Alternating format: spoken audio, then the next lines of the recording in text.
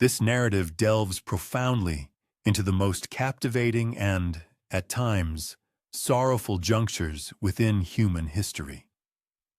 Our focus today converges upon a singularly momentous occurrence in both Jewish annals and the broader ancient world: the catastrophic obliteration of the Second Temple in Jerusalem during 70 CE. As the calendar turned to 70 CE, the formidable Roman Empire stood at the zenith of its imperial might. Its ubiquitous eagle standards projected their formidable dominion across the entire known world, stretching from the distant shores of Britain to the fertile lands of Egypt, and from the Iberian Peninsula to the Levantine reaches of Syria. Yet, within a diminutive enclave of this colossal dominion, specifically the province of Judea, a volatile unrest had been simmering for a considerable period. The Jewish populace, distinguished by their singular monotheistic creed and an unwavering spirit of autonomy, had consistently found themselves ill-suited to the stringent yoke of Roman governance. Consequently, following 4 arduous years of relentless and brutal conflict, the paramount emblem of Jewish spiritual conviction and collective identity, the venerable Second Temple in Jerusalem, teetered precariously on the precipice of utter devastation. To fully comprehend the confluence of circumstances that culminated in this calamitous juncture, it becomes imperative to retrace the timeline, meticulously scrutinizing the intricate tapestry of religious dogma, political machinations, and societal friction that ultimately ignited what historians have designated as the First Jewish-Roman War, alternatively recognized as the Great Revolt.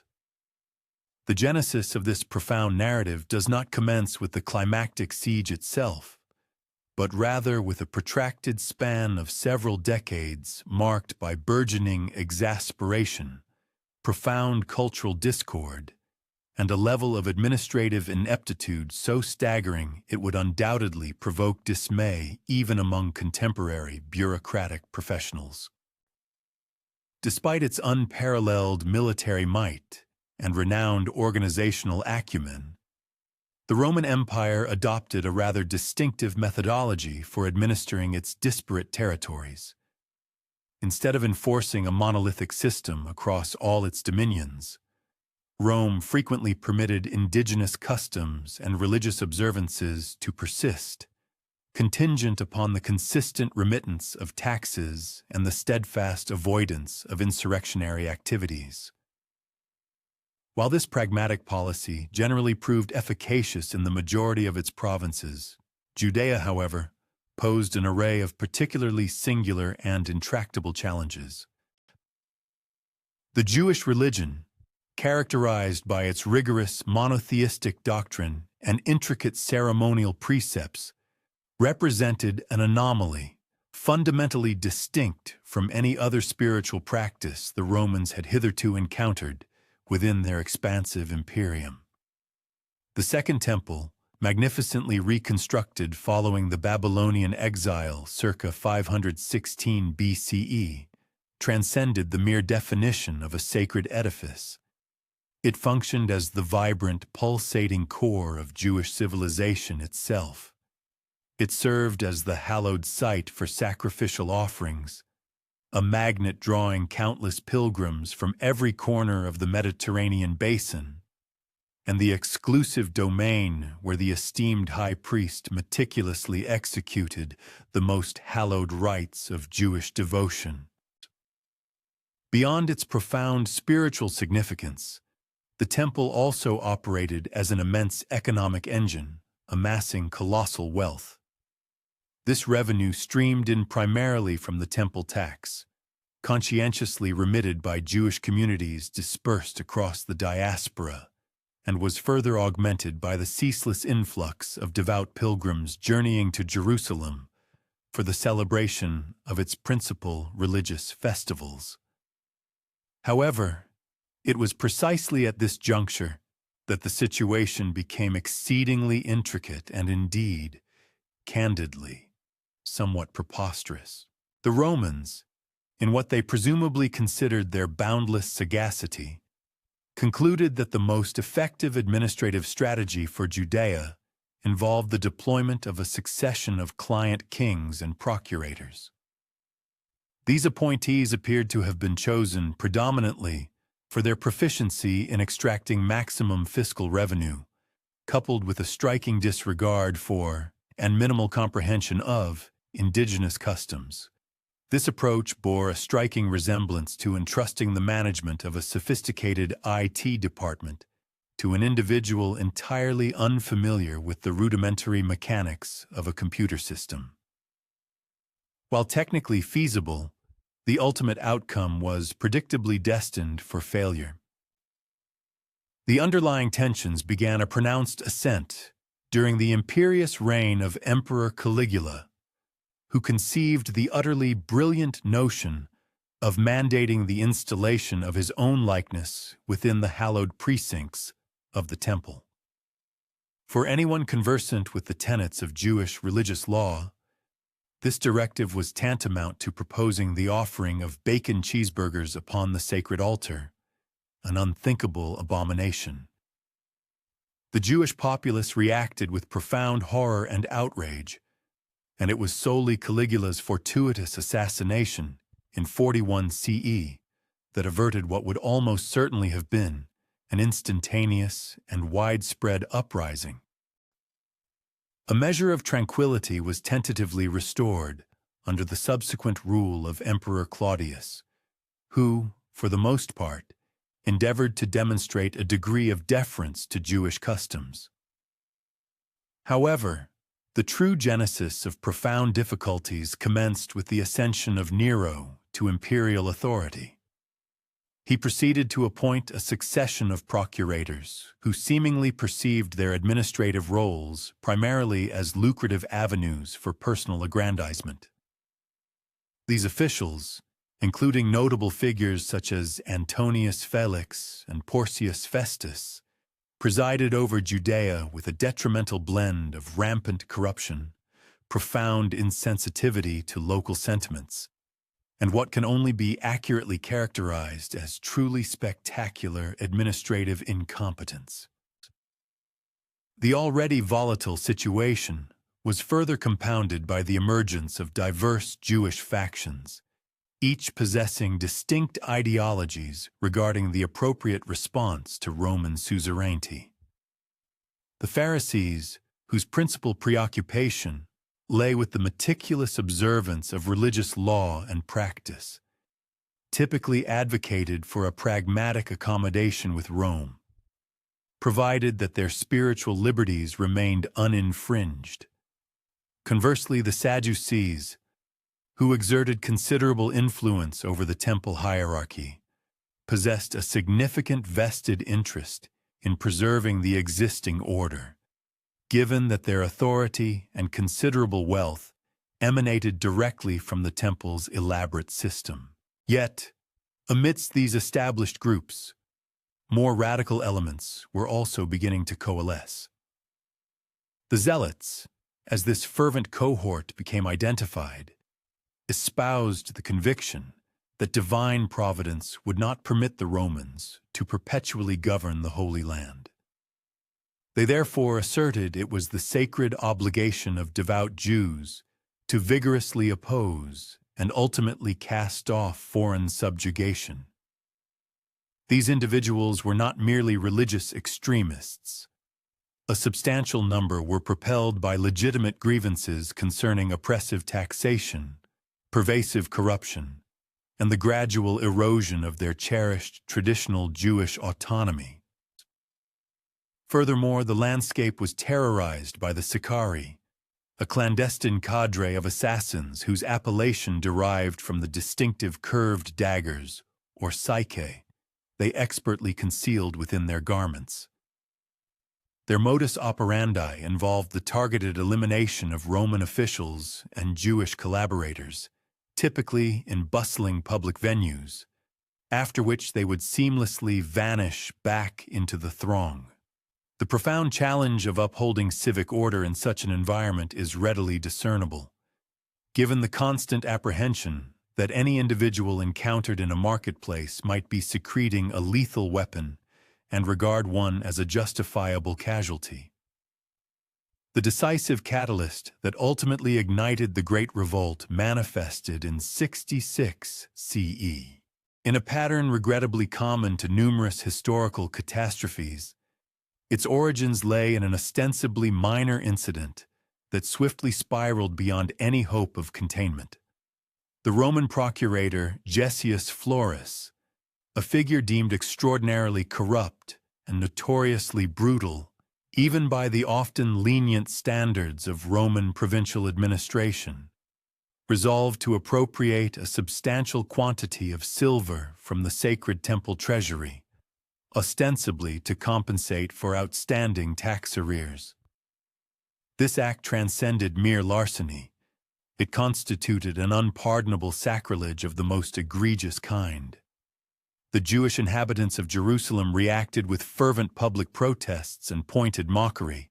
Indeed, some individuals even circulated a basket, ironically soliciting contributions for the impoverished procurator Florus.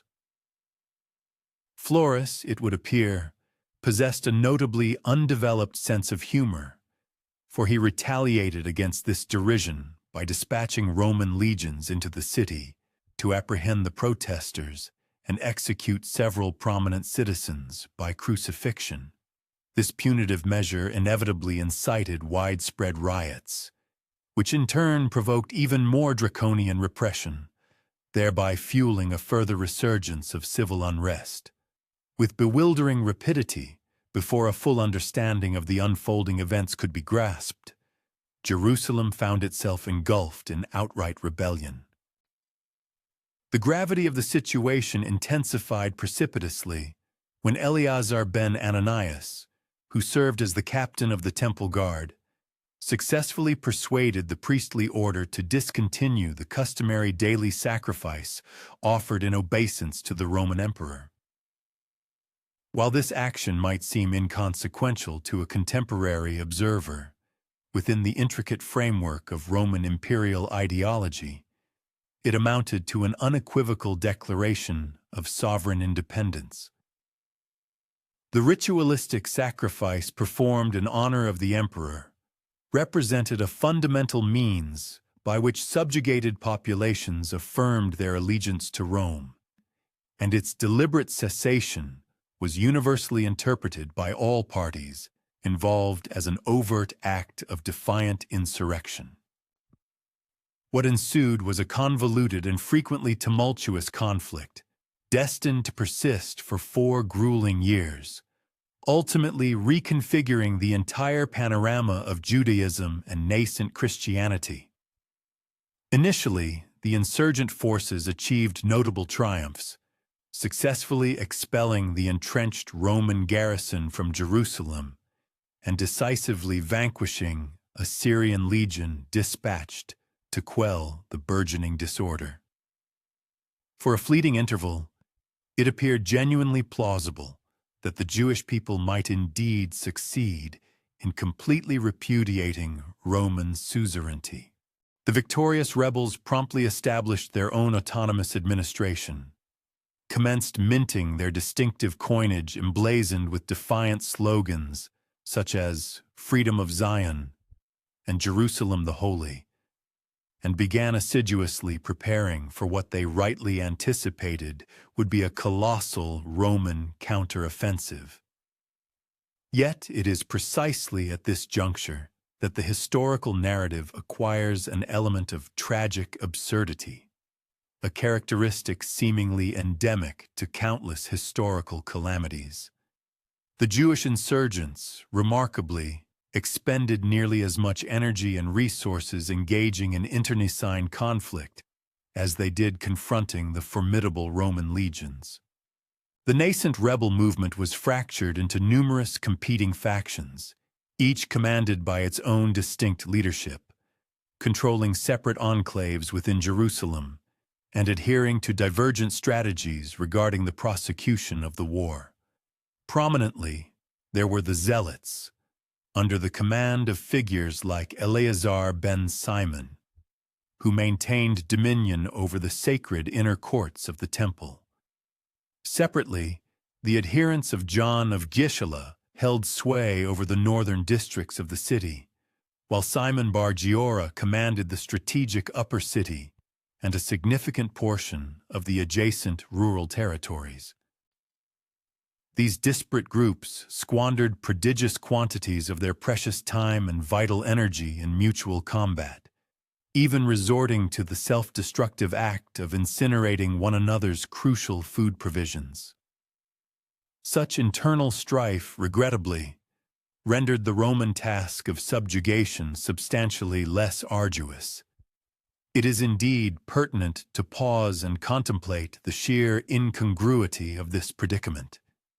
Here was a relatively diminutive nation confronting the unbridled military might of the Roman Empire, the very same formidable power that had successfully subjugated Gaul, decisively vanquished Cleopatra, and brought myriad tribes from the frigid reaches of Scotland to the scorching expanses of the Sahara under its heel.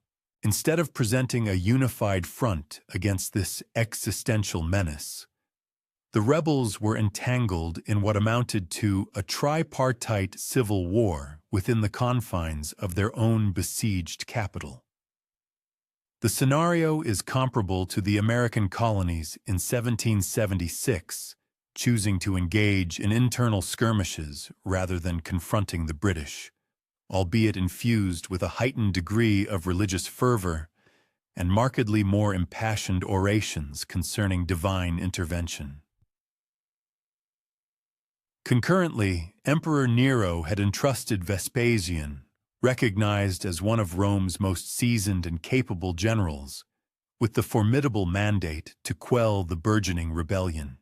Vespasian, a commander renowned for his pragmatic and methodical approach, intuitively grasped that the most effective strategy for subduing the Jewish insurgency lay not in a direct, impetuous assault on Jerusalem itself. Rather, he understood the imperative of systematically dismantling rebel strongholds across the entirety of Judea, thereby severing the capital city from any potential avenues of relief or vital resupply. Vespasian's subsequent military campaign unfolded as an exemplary display of Roman military efficiency and strategic brilliance. The masterful campaign undertaken by the Roman military exemplified a peak of operational effectiveness. The initial phase of the campaign unfolded in the northern province of Galilee, where the Roman forces engaged with resistance led by a youthful priest and distinguished aristocrat, Joseph ben Mattathias. This individual would later achieve considerable recognition under his adopted Roman appellation, Flavius Josephus. It is noteworthy that Josephus would subsequently emerge as the foremost historical chronicler of these pivotal events, although his narrative is intrinsically complicated by his mid-war defection to the Roman side. Consequently, he dedicated the remainder of his life to articulating and vindicating his actions to both Roman and Jewish audiences. The protracted siege of Jotapata, the stronghold where Josephus was positioned, serves as an archetypal illustration of Roman siege warfare executed with unparalleled sophistication. The Roman legions meticulously engineered a colossal earthen ramp that ascended towards the city's formidable walls, concurrently constructing towering siege structures and deploying every conceivable stratagem from their extensive repertoire of siegecraft. In stark contrast, the valiant defenders engaged in a desperate struggle, employing a diverse array of defensive measures, including scalding oil, volleys of arrows, and even massive stones hurled from the ramparts, all in a fervent endeavor to impede the inexorable Roman advance. Josephus's chronicles vividly depict scenes of extraordinary valor juxtaposed with equally shocking acts of brutality, as both factions contended with the grim determination of individuals fully cognizant that capitulation would inevitably lead to either demise or enslavement. Upon the eventual fall of Jotapata, after an arduous siege lasting 47 days, the vast majority of the city's defenders perished. However, Josephus, along with 40 other survivors, ingeniously sought refuge within a subterranean cavern. According to his personal testimony, the group collectively resolved to undertake a mass suicide rather than endure capture.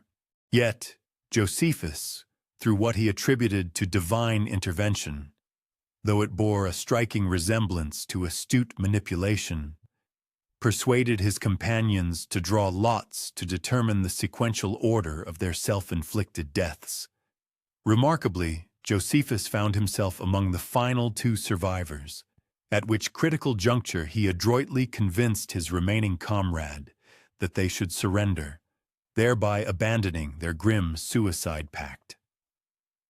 It was at this juncture that Josephus's personal narrative assumed a character that could be interpreted as either profoundly inspiring or deeply cynical, depending entirely on one's individual perspective. When presented before Vespasian, rather than maintaining a posture of defiance, Josephus audaciously declared that he had received a divine revelation prophesying Vespasian's ascension to the imperial throne. This was an extraordinarily audacious gambit, especially considering that Emperor Nero was still very much alive and reigning, and uttering predictions concerning the demise of emperors was generally regarded as an act of treason. Nevertheless, Josephus shrewdly wagered that the political climate within Rome was sufficiently volatile for his prophecy to potentially materialize, and, against all odds, it did indeed come to pass. In the year 68 CE, Nero tragically ended his own life, thereby plunging the Roman Empire into a tumultuous period of civil strife, famously known as the Year of the Four Emperors. During this chaotic epoch, Galba, Otho, and Vitellius each briefly occupied the imperial seat before Vespasian's formidable legions proclaimed him emperor. In an astonishing reversal of fortune, Josephus transformed from a captured insurgent into a revered prophet whose predictions had miraculously materialized. Vespasian, acknowledging this extraordinary foresight, not only granted him his freedom but also bestowed upon him Roman citizenship, and even the esteemed family name Flavius. This remarkable turn of events represents one of history's most successful career metamorphoses, albeit one that came at the considerable cost of being perpetually regarded as a betrayer by a significant portion of his fellow Jews. Concurrently with these dramatic political upheavals unfolding in Rome, the internal situation within Jerusalem was rapidly deteriorating to an increasingly desperate state.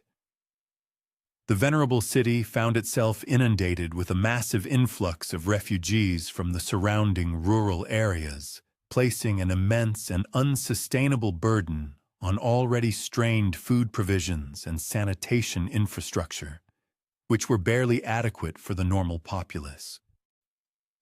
The various rebel factions continued their destructive internecine warfare, with each group asserting dominion over distinct sectors of the city and regarding the other factions as adversaries almost as perilous as the invading Roman legions. The most profoundly tragic consequence of this relentless internal conflict was the senseless destruction of vital food supplies. Within the confines of a besieged city, sustenance literally commanded a greater value than gold itself. Yet, in a bewildering display of self-sabotage, The rival rebel factions repeatedly set ablaze each other's granaries and storehouses during their relentless factional skirmishes. Men loyal to John of Gischala would incinerate provisions controlled by Simon Bar Giorra's contingent, who, in turn, would retaliate by annihilating zealot food reserves, thus perpetuating an unending cycle of mutual ruination. It is exceedingly difficult to conceive of a more counterproductive strategy when confronted by an adversary whose primary military objective was to systematically starve the city into submission. The profound religious dimension inherent in the conflict introduced yet another intricate layer of complexity and sorrow to the already dire situation. A significant number of the rebels harbored a sincere conviction that divine intervention would ultimately preserve Jerusalem and its sacred temple, echoing the miraculous salvation of the city from the Assyrians during the reign of King Hezekiah. This unwavering faith instilled in them an extraordinary degree of courage and resolve, but it also regrettably led to some spectacularly ill-conceived strategic decisions. When confronted with the critical choice between negotiating a surrender that might potentially safeguard both the temple and the city, or engaging in a fight to the death in the fervent belief that divine deliverance was imminent, a great many chose the latter, more perilous option. The already precarious situation was further exacerbated by the emergence of various prophets and self-proclaimed messianic figures who vociferously proclaimed that the eschatological period was at hand and that God was on the verge of establishing his earthly kingdom. These charismatic individuals garnered substantial followings among the increasingly desperate populace, but their fervent promises of divine salvation frequently impelled people to undertake actions that were, from a military perspective, utterly suicidal. This serves as a quintessential illustration of how intense religious fervor, while capable of inspiring extraordinary acts of heroism and profound self-sacrifice, can simultaneously lead to catastrophically flawed decision-making when confronted with practical considerations such as military strategy and logistical planning. When Vespasian ascended to the imperial throne in 69 CE, he entrusted the continuation of the protracted war to his son, Titus, who was then approximately 30 years of age and ardently desirous of distinguishing himself as a formidable military commander. Titus, in many respects, presented a striking contrast to his pragmatic and meticulously methodical father. He was characterized by his youth, boundless ambition, and a discernible inclination towards grand, dramatic gestures.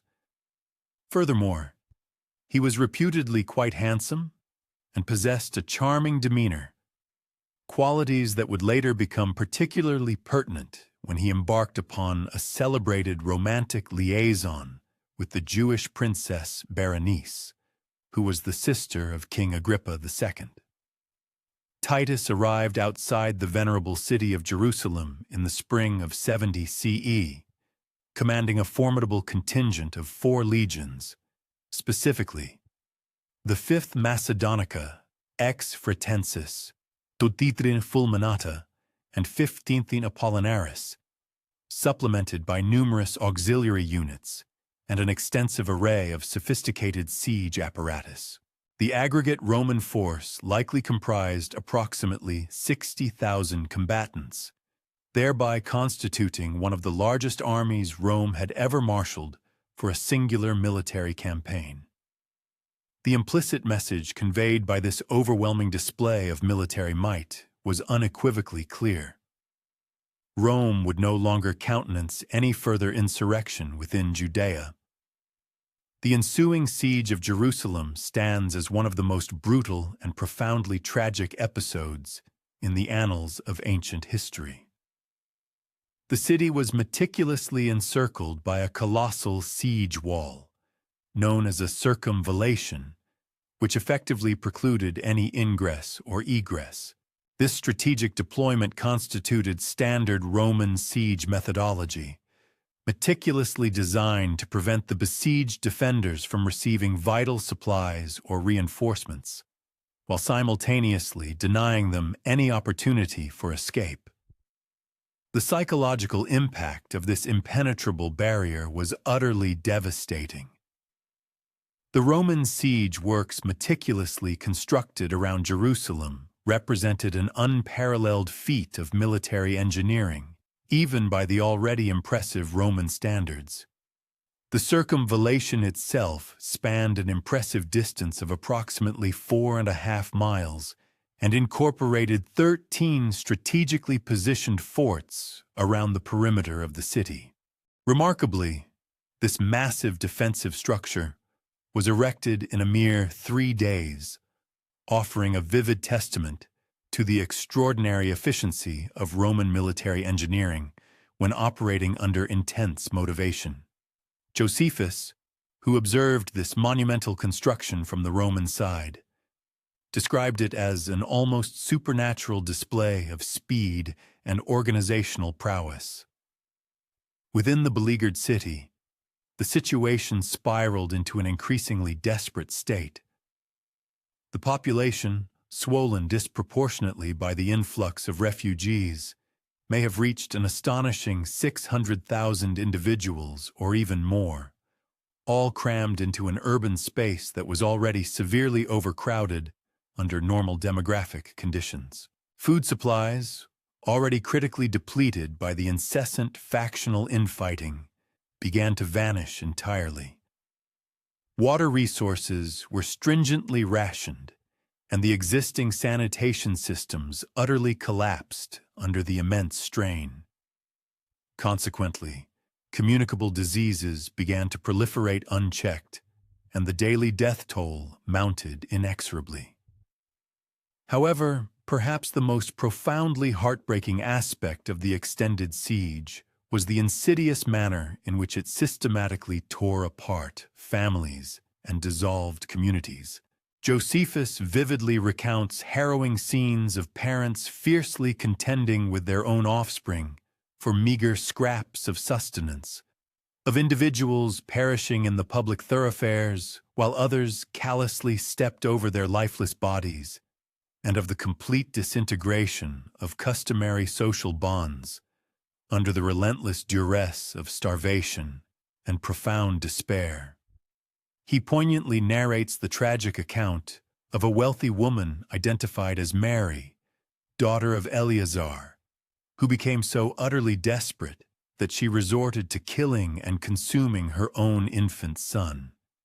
A narrative so utterly horrific that even Josephus, who was generally not prone to excessive sentimentality, appears visibly shaken by its recounting.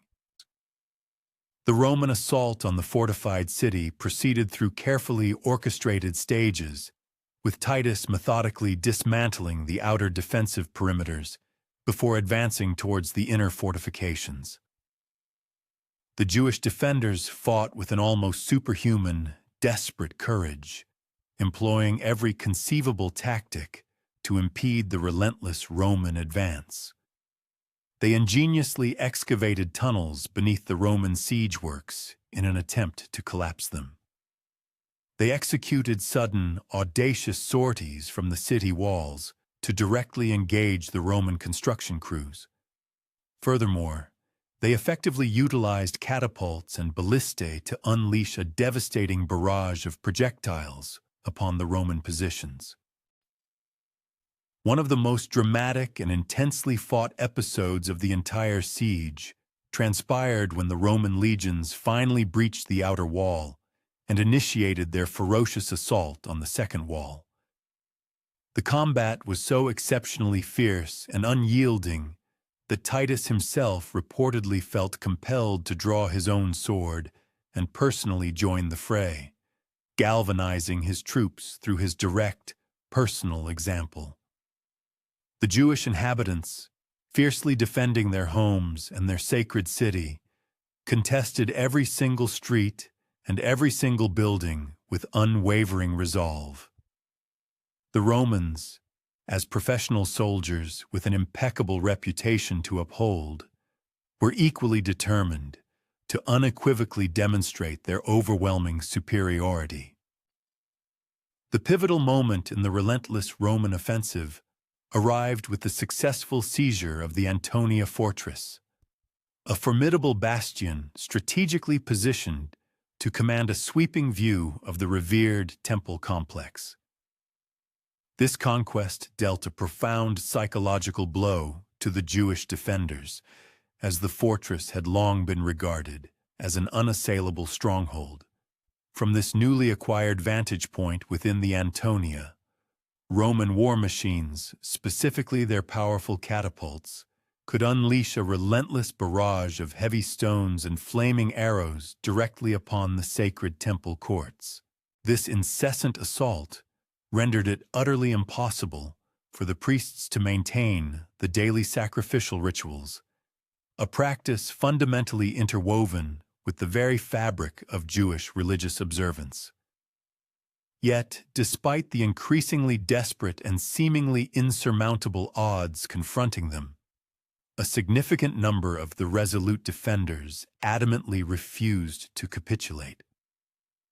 The temple itself, with its sprawling courtyards and intricate chambers, was transformed into their ultimate sanctuary and last redoubt. Thronged by thousands of both combatants and non-combatants seeking refuge. The rebels, fueled by an unwavering conviction, had persuaded themselves that the Almighty would never permit His consecrated dwelling to be desecrated and demolished by pagan hands. This profound spiritual certitude sustained their resolve, even as the formidable Roman siege engines relentlessly pounded and breached the surrounding defensive walls. General Titus, the Roman commander, appeared to harbor genuine reservations and internal conflict regarding the ultimate fate of the temple. According to the historical chronicles penned by Josephus, the Roman leader purportedly wished to preserve the magnificent edifice, acknowledging its extraordinary architectural grandeur and keenly aware that its obliteration would be perceived as a profound act of cultural barbarism across the vast Roman Empire. The Romans, notwithstanding their reputation for brutal efficiency in conquest, generally exhibited a degree of deference towards the indigenous religious customs of conquered peoples, and the complete annihilation of such an immensely significant religious monument would undoubtedly establish a perilous and unwelcome precedent. However, the grim realities unfolding on the ground rendered any prospect of preservation progressively untenable. The sprawling temple complex had been irrevocably transformed into an entrenched military fortress, with Jewish combatants ingeniously utilizing the sacred structures as strategic fighting positions.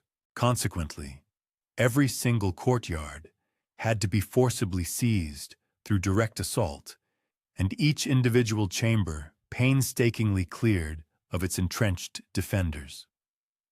The ferocity and proximity of the combat reached such an intense pitch that it became utterly impracticable to differentiate between those actively engaged in battle and innocent civilians, or to discern between hallowed spiritual precincts and purely military strongholds.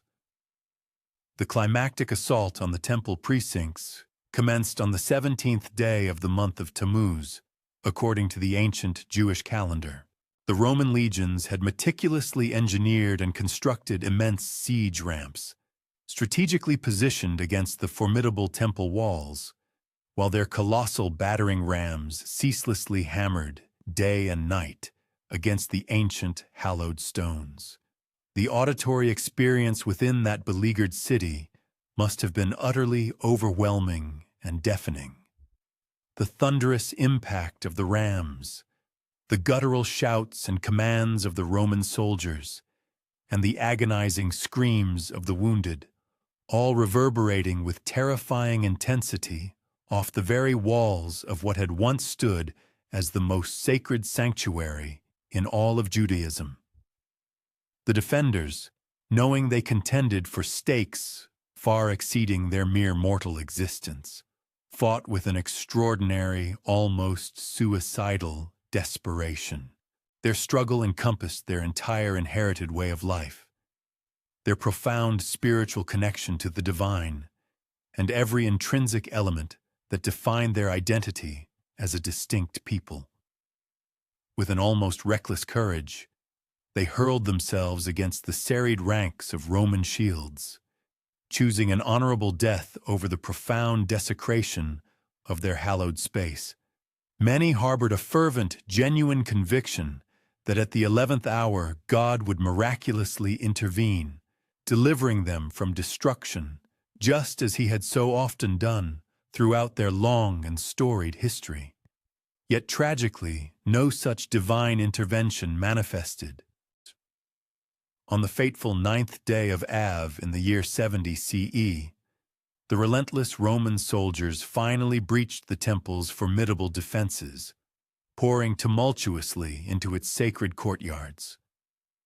The precise sequence of events that unfolded next remains a subject of historical debate, with various ancient sources offering divergent accounts, suggesting the complete truth likely lies somewhere amidst these differing narratives. Josephus, whose writings often aim to cast Titus in the most favorable light for his Roman readership, claimed that an unauthorized Roman soldier impulsively hurled a burning brand through one of the temple's windows. The resultant conflagration, according to this version, spread with such ferocious rapidity that it swiftly became uncontrollable, implying Titus was actively attempting to preserve the magnificent edifice when the inferno rendered such efforts futile.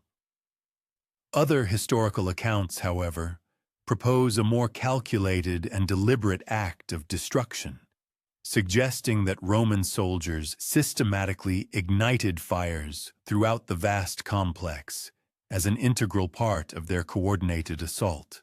For those who endured the horror, the precise origin of the flames likely held little consequence. What indisputably mattered was the terrifying reality that the Second Temple, which had served as the spiritual and communal heart of Jewish religious life for more than 5 centuries, was engulfed in a catastrophic blaze. The voracious flames initially devoured the temple's wooden components, the grand doors, the massive roof beams, and all internal partitions. Subsequently, the escalating heat intensified to such an extreme degree that even the sturdy stone walls began to fissure and crumble under its destructive force. The opulent gold and silver adornments, once symbols of divine splendor, melted and streamed down the scorched walls, appearing like molten tears cascading from the very edifice. The psychological devastation wrought by witnessing the temple's agonizing destruction by fire was profound and crushing for the Jewish defenders. This calamity transcended a mere military setback. It represented a theological crisis of the most profound magnitude. Unanswerable questions tormented their souls. How could the Almighty permit His own sacred dwelling to be annihilated? How could the elaborate sacrificial system, divinely ordained by Moses himself, abruptly cease to exist? Many of the defenders, upon seeing the inferno consume the Holy of Holies, the most sanctified space, simply abandoned their struggle, allowing themselves to be slain where they stood. Yet the full measure of the tragedy had not yet been realized.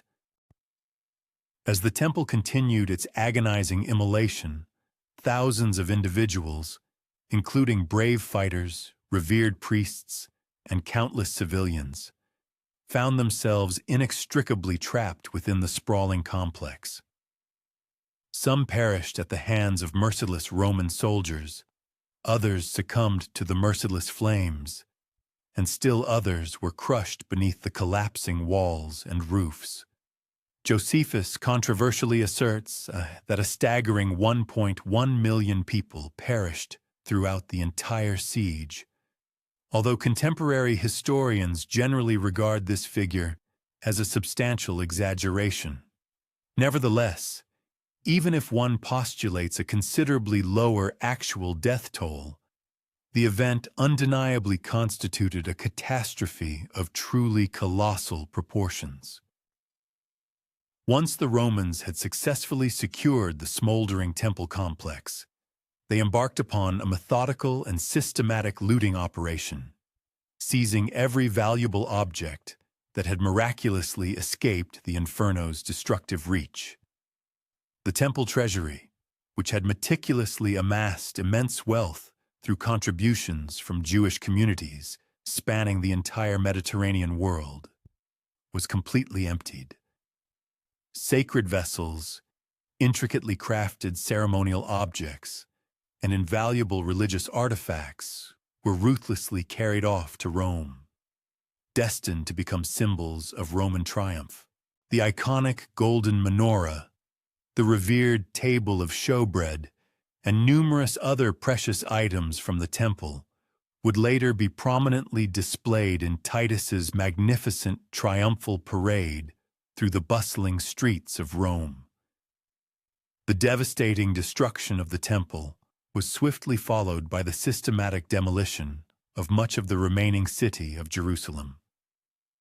The Romans, resolutely determined to create a stark and enduring example that would effectively deter any future insurrections, issued orders for the city's formidable walls to be razed and the vast majority of its buildings to be utterly destroyed.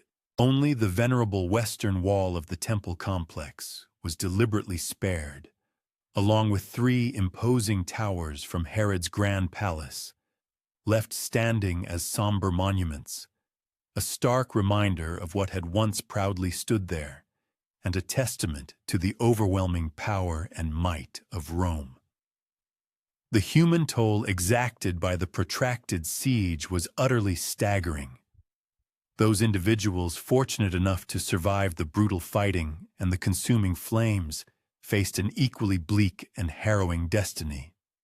Thousands were cruelly sold into slavery, forcibly transported to toil in distant mines, or condemned to perish in gladiatorial spectacles across the vast expanse of the empire.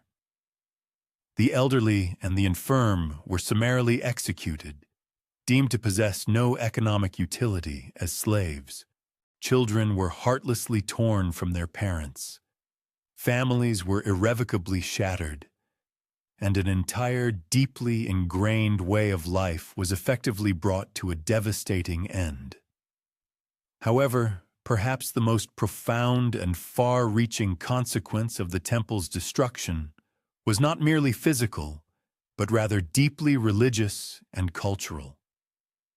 For many centuries, the very essence of Judaism had revolved around the temple and its intricate sacrificial system. The exalted role of the high priest, the observance of daily sacrifices, and the celebratory pilgrimage festivals, all these fundamental pillars of Jewish religious practice abruptly ceased to exist.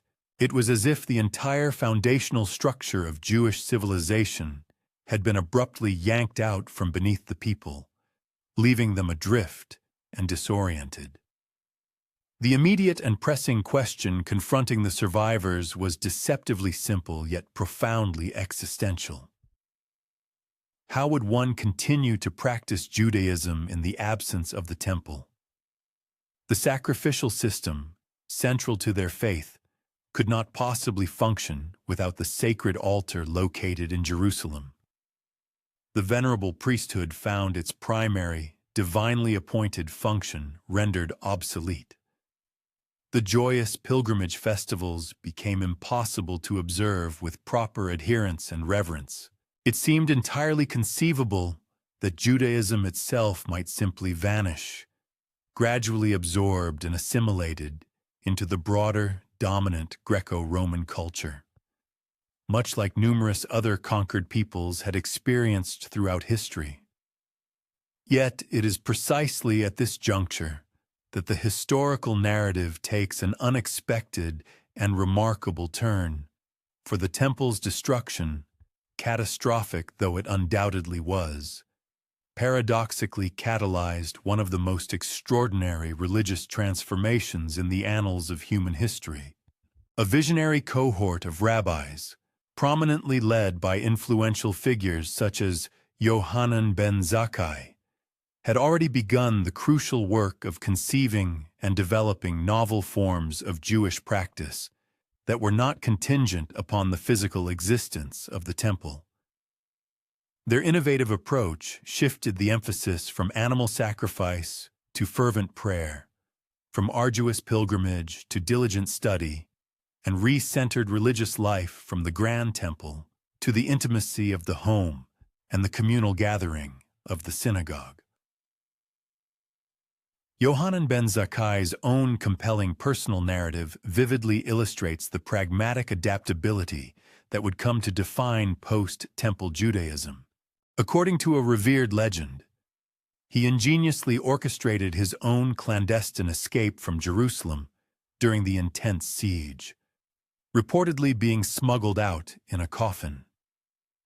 He then proceeded directly to the Roman encampment, where he audaciously requested permission from Vespasian to establish a modest school in the tranquil town of Yavne. This seemingly minor petition, though appearing insignificant at the time, actually laid the crucial groundwork for what would evolve into Rabbinic Judaism, the enduring form of the religion that has remarkably persisted and flourished to the present day. The process of this profound transformation was neither effortless nor instantaneous. It was characterized by fervent and often heated debates concerning which existing practices could be successfully adapted and which, regretfully, had to be entirely abandoned. Certain established groups, such as the Sadducees, whose religious identity and authority were inextricably linked to the temple system, simply vanished from the historical record.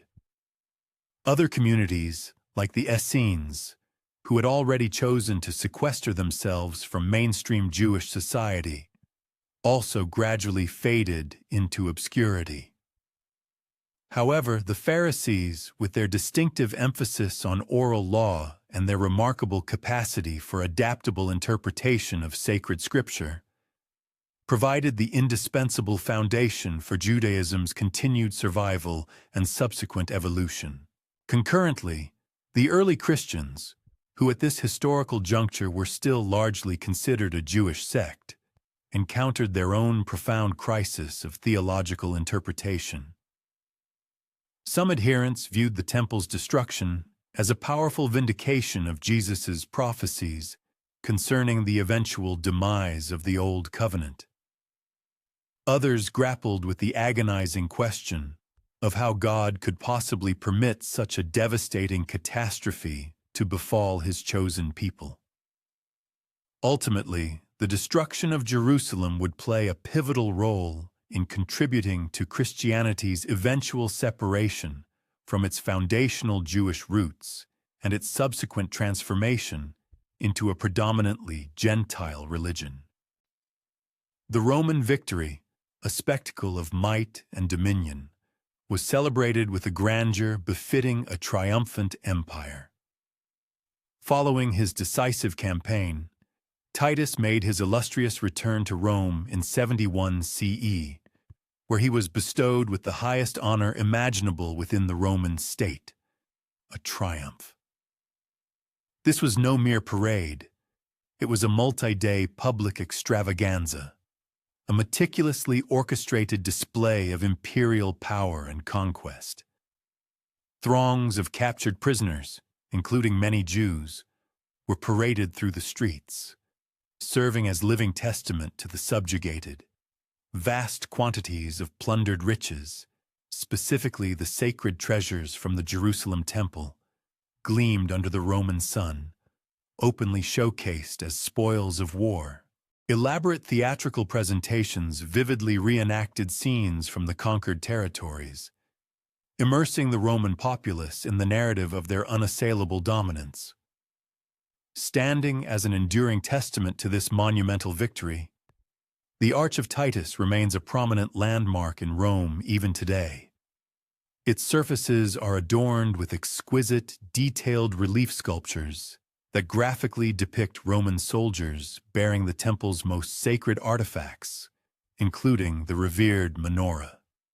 For generations of Jewish people, these deeply etched images have served as a searing, poignant reminder of the profound loss and devastation inflicted upon their spiritual heart.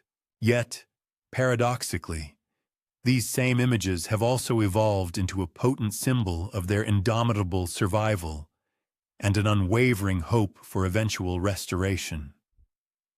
The very inscription carved upon the arch, originally intended to glorify the conquest of Judea, has, through the passage of time and the resilience of a people, inadvertently transformed into a powerful monument to Jewish endurance.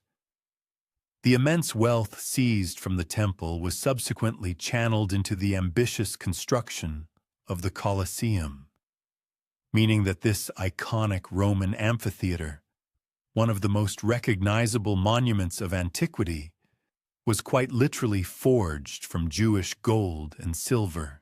A profound historical irony permeates this fact. A magnificent edifice designed primarily for public entertainment and gladiatorial spectacle found its financial foundation in the brutal destruction of one of the world's most hallowed religious sites. Adding another layer of tragic symbolism to this grim connection, the Colosseum would, in later centuries, become the very arena where countless individuals, including numerous Jews and Christians, met their martyrdom, further cementing its somber place in history. However, the narrative of conflict did not conclude with the catastrophic fall of Jerusalem.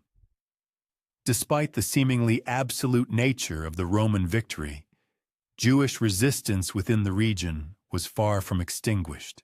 Several formidable fortresses continued to defy Roman authority, the most renowned among them being Masada, a remote mountain stronghold where a determined contingent of zealots, accompanied by their families, had sought refuge.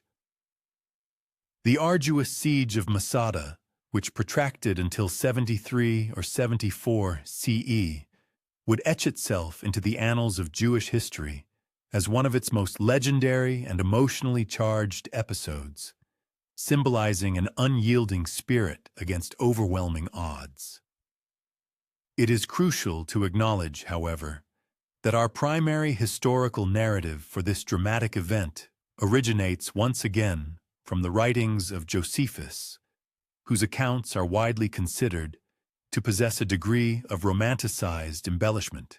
According to Josephus's compelling rendition, when the Roman legions finally succeeded in breaching Masada's formidable defenses, they discovered a scene of profound desolation. The defenders had collectively chosen to commit mass suicide rather than endure the ignominy of capture and enslavement.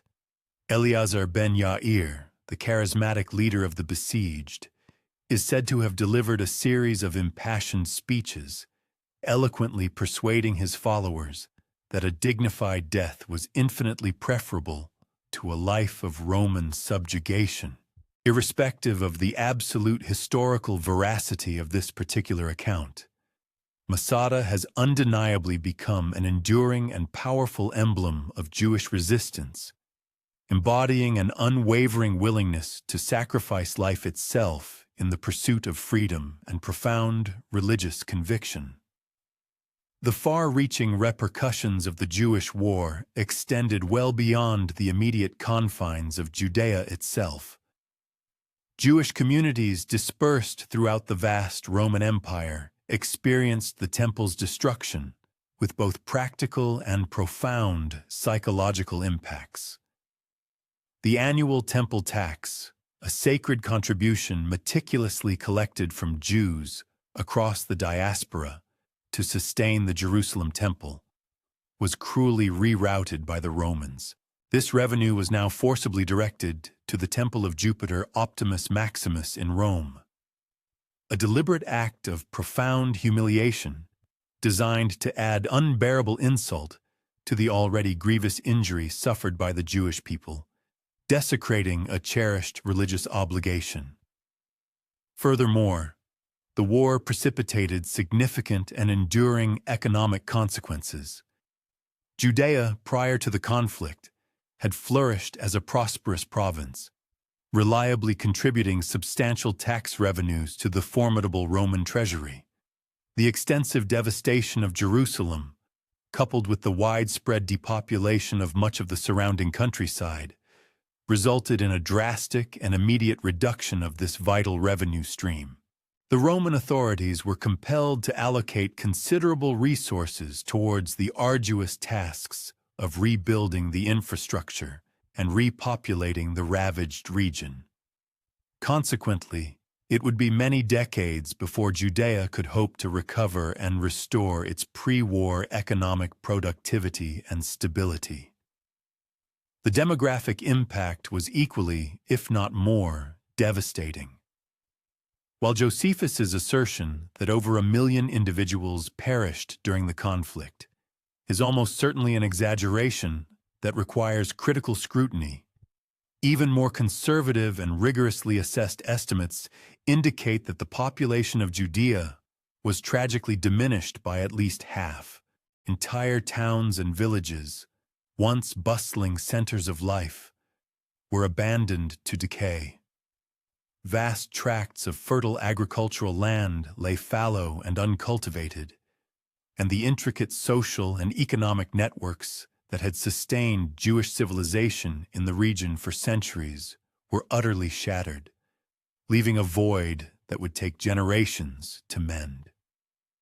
The destruction of the temple also bore profound and transformative implications for the subsequent development of both Judaism and Christianity.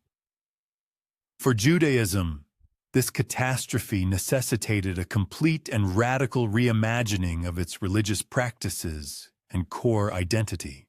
The rabbis, who rapidly emerged as the new spiritual and intellectual leaders, were confronted with the monumental task of devising strategies to meticulously preserve Jewish law and tradition in the absence of the central institution around which these had been meticulously organized and practiced for centuries, forcing an unprecedented adaptation to new realities. This existential challenge, rather than leading to collapse, paradoxically ignited an enormous flowering of Jewish scholarship and intricate legal interpretation. Rabbis across various centers diligently labored to adapt ancient laws and customs to the drastically altered circumstances. The Mishnah, recognized as the foundational major work of rabbinic literature, was systematically compiled in the centuries following the temple's destruction, standing as a monumental testament to this concerted effort to both preserve and dynamically adapt Jewish tradition. The rabbinic sages faced the formidable intellectual and spiritual undertaking of determining which temple-related laws could be thoughtfully modified for synagogue worship, which cherished practices could be seamlessly transferred to the sanctity of the home, and which, by their very nature, would have to patiently await the eschatological rebuilding of the temple in the Messianic era.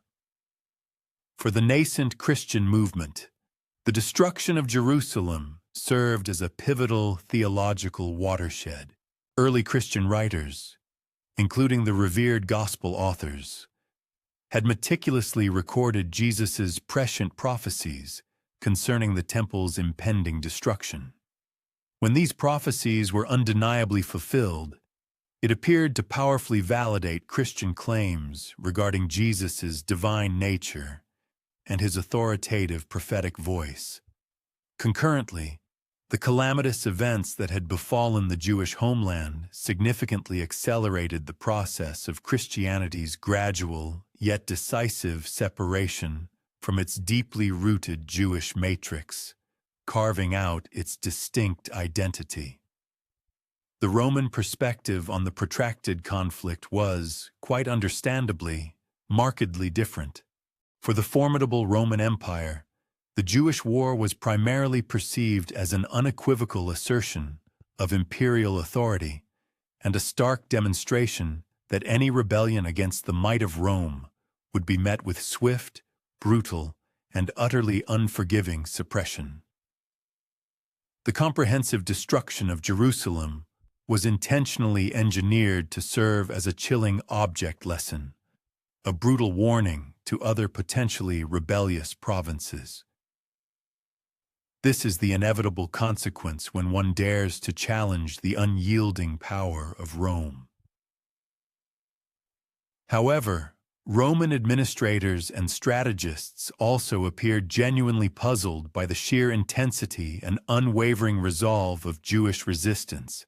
They were accustomed to encountering peoples who would indeed fight fiercely for their cherished independence, but who would ultimately and pragmatically accept defeat and subsequent integration into the vast imperial system.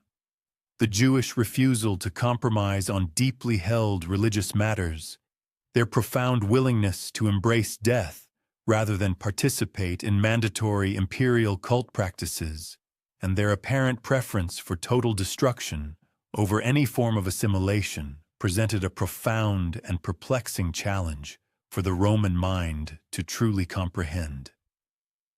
This fundamental incomprehension would continue to profoundly characterize Roman-Jewish relations for many centuries thereafter. The Romans, despite their immense administrative and military prowess, never quite managed to decipher how to effectively govern a people whose primary and unshakable loyalty was directed towards an invisible god, rather than to the tangible and visible emperor.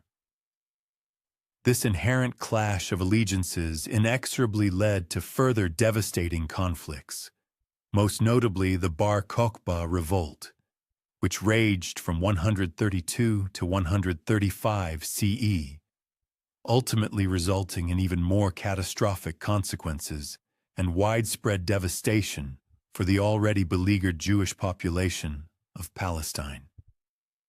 The immediate aftermath of the temple's destruction was tragically defined by a massive and widespread refugee crisis. Countless Jews, dispossessed and displaced, fled from Palestine, establishing vibrant new diaspora communities across the entire Mediterranean world. Major urban centers such as Alexandria, Antioch, and Rome witnessed their Jewish populations swell dramatically with these traumatized refugees, who carried with them harrowing stories of the catastrophe that had befallen their beloved homeland. These displaced individuals brought not only their personal tragedies and profound losses, but also, crucially, innovative ideas and strategies concerning how Judaism might not only survive, but also adapt and thrive in a world irrevocably altered by the absence of its central spiritual edifice, the temple. This influx of refugees, however, also inadvertently generated new and complex tensions within the existing Jewish communities of the diaspora. Established Jewish residents, many of whom had enjoyed generations of relatively comfortable coexistence under Roman rule, suddenly found themselves inextricably associated with a people who had just waged a devastating and ultimately failed war against the empire. The newly arrived refugees, deeply traumatized by their experiences and frequently radicalized by their immense losses, sometimes clashed with these established diaspora Jews, whom they occasionally perceived as overly accommodating or even subservient to Roman authority, creating internal divisions within the broader Jewish collective. These burgeoning tensions were further exacerbated by pressing economic factors. The sudden and substantial influx of refugees placed immense pressure on the already finite resources of the host diaspora communities. Simultaneously, it introduced a large pool of skilled but desperate workers, willing to accept exceedingly low wages to survive. This economic dynamic inevitably fostered resentment among established residents, who saw their livelihoods potentially threatened and significantly contributed to a palpable sense of social instability in several major cities across the Roman domain. The Roman government's response to these escalating tensions was characteristically pragmatic, yet frequently proved to be counterproductive in its ultimate effects. They imposed additional, burdensome taxes on Jewish communities, ostensibly to defray the substantial costs of the war and the ongoing occupation of Palestine. Furthermore, they implemented various restrictions on Jewish religious practices, particularly targeting those customs or observances that appeared to possess any potential political implications or could be construed as acts of defiance.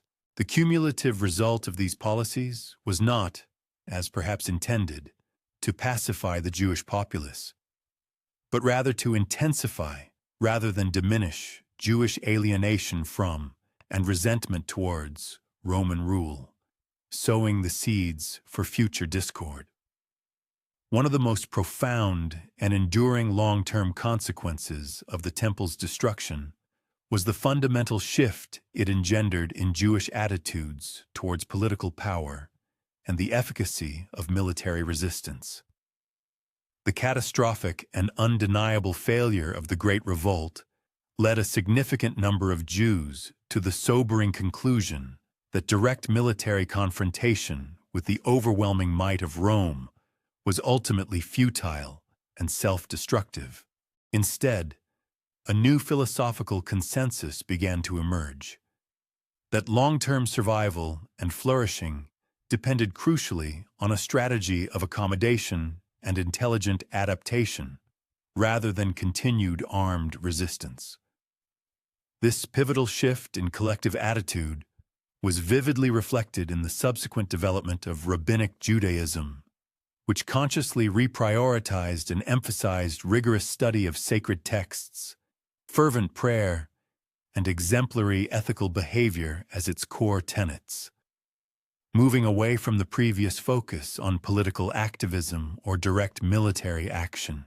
The venerable rabbis, in their wisdom and spiritual guidance, taught that the temple's tragic destruction was, in essence, a divine punishment for the collective sins of the Jewish people, particularly highlighting the destructive sin of baseless hatred, sinat chinam, that had festered between different Jewish factions. The true and enduring solution, they argued with profound conviction, was not to be found in military rebellion, but rather in a profound and comprehensive moral and spiritual renewal from within the community. The prevailing sentiment among many Jewish thinkers shifted its emphasis from merely physical or military resistance towards a profound moral and spiritual renewal of the community. This internal transformation was seen as a more enduring path to survival and divine favor in a challenging era. Nevertheless, it is crucial to recognize that not every Jewish individual or group resigned themselves to Roman dominion without a struggle. Covert resistance networks persisted, operating beneath the surface, and the subsequent Bar Kokhba revolt would unequivocally illustrate that the fervent spirit of defiance and insurrection had by no means been extinguished. Yet, the prevailing current within mainstream Jewish intellectual discourse began to diverge from the immediate apocalyptic predictions of an impending divine intervention, instead gravitating towards a more measured, enduring methodology centered on cultural and religious endurance. This strategic reorientation emphasized internal resilience over external confrontation as the primary means of preserving Jewish identity and heritage across generations. The devastating destruction of the temple likewise carried profound and far-reaching implications for the established Jewish messianic beliefs. Historically, the sacred temple had been intimately intertwined with anticipations of a future Messiah, a divinely appointed leader who was expected to reinstate Jewish sovereignty and inaugurate a golden age characterized by universal peace and abundant prosperity. Consequently, when this revered edifice was tragically obliterated, these deeply held expectations necessitated a comprehensive re-evaluation and a thorough reformulation within the theological framework of the Jewish people. The monumental loss forced a reinterpretation of prophecies and a reconsideration of the timing and nature of the Messiah's arrival. In response to this profound theological quandary, diverse interpretations emerged within Jewish communities. A segment of the Jewish populace posited that the Messiah's advent had been deferred as a consequence of collective Jewish transgressions, thereby asserting that sincere repentance and the performance of meritorious deeds were indispensable actions required to accelerate his eventual arrival. Conversely, other intellectual and spiritual leaders meticulously crafted more intricate theological frameworks to elucidate why the Almighty had permitted such an unparalleled catastrophe to befall his chosen people. A distinct group, particularly among the nascent early Christians, advanced the assertion that the Messiah had, in fact, already manifested in the earthly person of Jesus, and that the temple's demolition constituted an integral component of God's overarching divine scheme to forge a fundamentally new covenant with humanity. The economic repercussions stemming from the temple's obliteration reverberated with an intensity that stretched far beyond the geographical confines of Palestine itself. For centuries, the temple had functioned as the vibrant epicenter of an expansive economic network, intricately linking Jewish communities across the entire Mediterranean basin.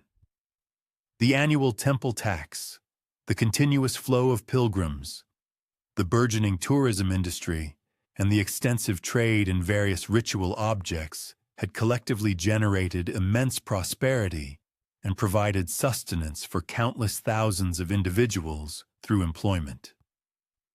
When this intricate and robust economic ecosystem abruptly disintegrated, the detrimental effects were acutely experienced across a vast geographical expanse, from the distant shores of Spain to the ancient lands of Mesopotamia. Jewish merchants, whose livelihoods had been meticulously cultivated through specialized commerce directly linked to the temple's operations, were abruptly compelled to seek out entirely novel avenues for generating income. Similarly, skilled craftsmen, who had dedicated their expertise to the meticulous production of sacred ritual objects intended for temple service, faced the urgent necessity of adapting their artisanal capabilities to cater to the demands of secular marketplaces. Essentially, the comprehensive economic ecosystem, which had organically flourished and become deeply entrenched around the venerable temple for generations, simply vanished with startling rapidity, effectively overnight, leaving widespread economic dislocation in its wake. In an attempt to appropriate a portion of this disrupted economic vitality, the Roman authorities endeavored to redirect the substantial annual temple tax, instead channeling these funds towards Roman religious institutions and state coffers. However, This coercive measure proved to be only partially effective in achieving its intended aim. A considerable proportion of the vast wealth that had historically flowed into Jerusalem was, in essence, irrevocably lost to the broader Roman economy. This occurred primarily because Jewish communities across the empire significantly curtailed their religious contributions, rather than acquiesce to the notion of financially supporting pagan temples, thereby resisting the Roman imposition. The cultural ramifications stemming from the temple's catastrophic destruction were no less profound and transformative than its economic fallout. The temple had transcended its primary function as merely a religious edifice. It had also served as a vibrant nucleus of Jewish erudition and cultural expression. Tragically, the revered temple library, a repository housing invaluable ancient scrolls and documents whose provenance stretched back over many centuries, was utterly consumed in the conflagration, representing an incalculable loss to Jewish intellectual heritage. With the physical demise of the venerable structure, generations of meticulously accumulated scholarship, established legal precedents, and invaluable historical records were tragically obliterated, literally vanishing in the inferno. This catastrophic disappearance of written materials rendered the meticulous preservation and transmission of oral tradition an even more critically important endeavor for the continued cultural and religious survival of the Jewish people. The reliance on memory and verbal instruction became paramount in safeguarding their heritage. The emergent rabbinic scholars, who swiftly rose to prominence as the new spiritual custodians and religious arbiters, were compelled to place an enormous reliance upon memory and the intricate processes of oral transmission. Their monumental task was to meticulously preserve the extensive corpus of Jewish law, established customs, and interpretative traditions that had, prior to the catastrophe, been augmented and supported by written documentation. This urgent necessity spurred the innovative development of highly sophisticated mnemonic techniques and pedagogical methods specifically designed for the precise memorization and faithful conveyance of vast quantities of complex information, ensuring its accurate passage across successive generations. Furthermore, the destruction unequivocally signaled the cessation of the hereditary priesthood, the Kohanim, as a fully functional and central institution within Jewish society. These priests had historically derived both their sacred authority and their material sustenance directly from their indispensable roles in the temple service. Deprived of the temple, they found themselves essentially without their traditional professional calling.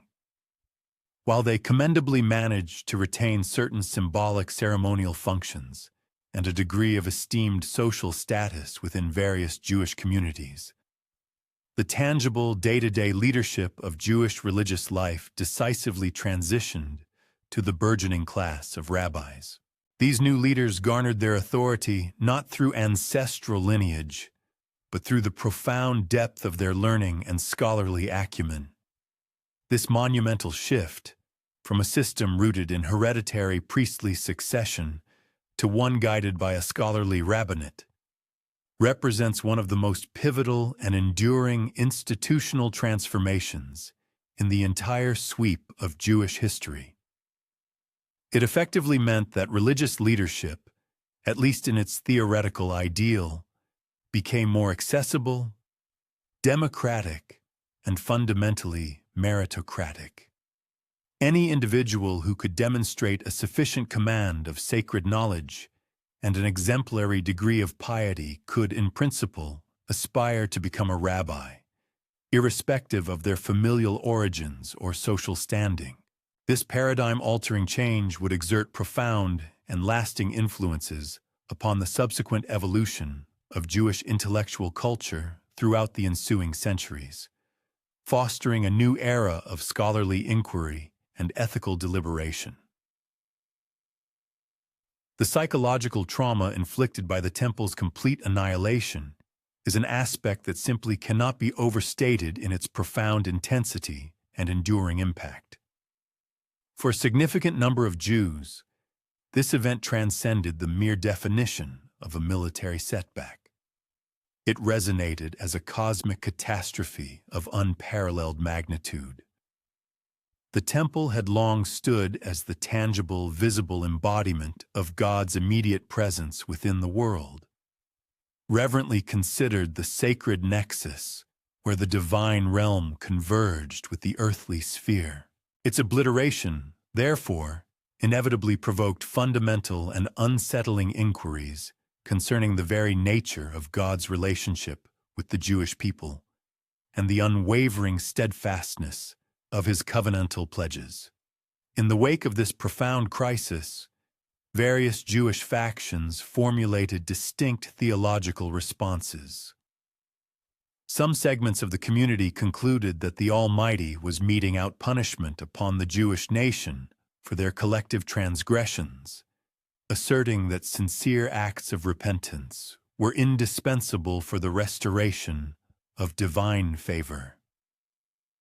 Conversely, other intellectual currents posited that the destruction was but an intricate component of a grander, overarching divine plan, one that would ultimately culminate in a glorious redemption. Yet another group, grappling with immense doubt, questioned whether God truly maintained absolute superintendence over historical events, or if malevolent forces had, for a period, temporarily seized dominion. These intense theological deliberations were far from being mere abstract academic exercises. They carried profound, practical implications for how Jews ought to conduct their daily lives and how they should engage with the surrounding non-Jewish world. Fundamental questions arose. Ought they to retreat entirely from secular society, dedicating themselves exclusively to religious observance? Should they endeavor to integrate and assimilate into the pervasive Greco-Roman culture? Or should they, perhaps, actively prepare for renewed armed resistance against the formidable Roman Empire?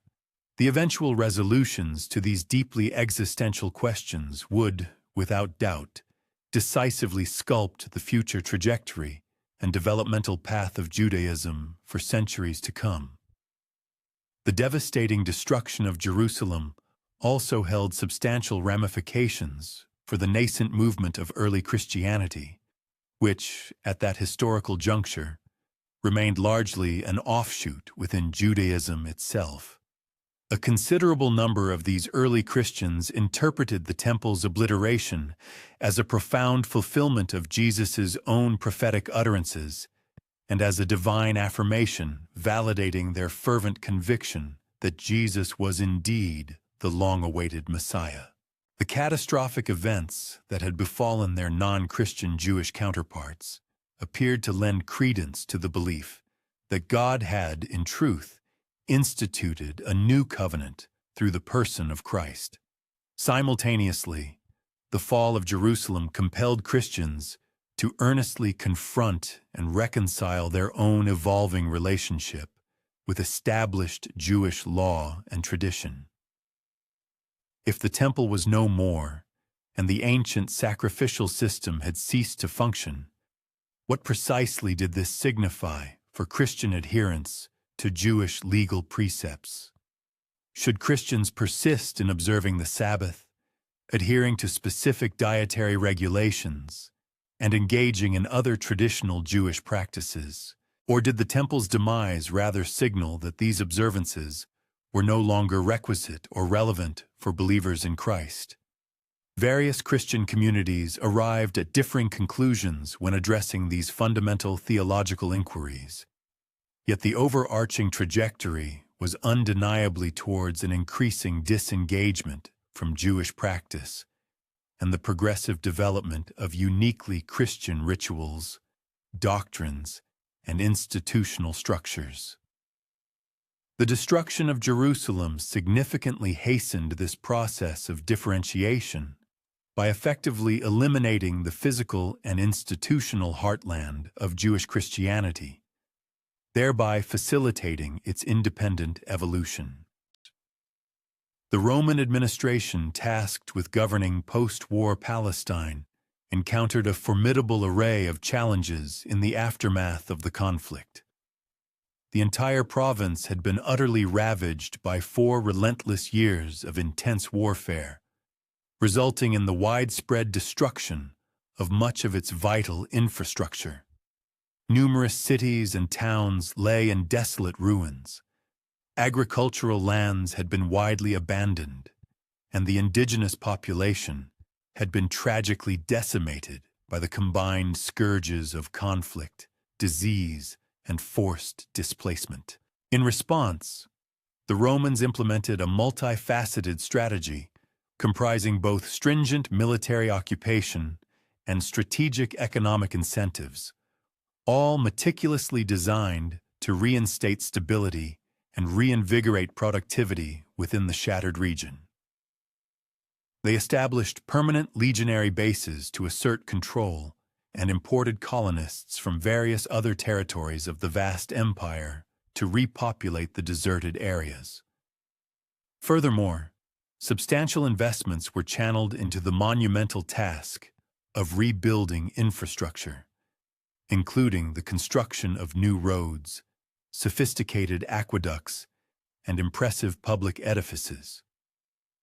However, these ambitious reconstruction efforts were significantly hampered and complicated by persistent underlying tensions with the surviving Jewish populace.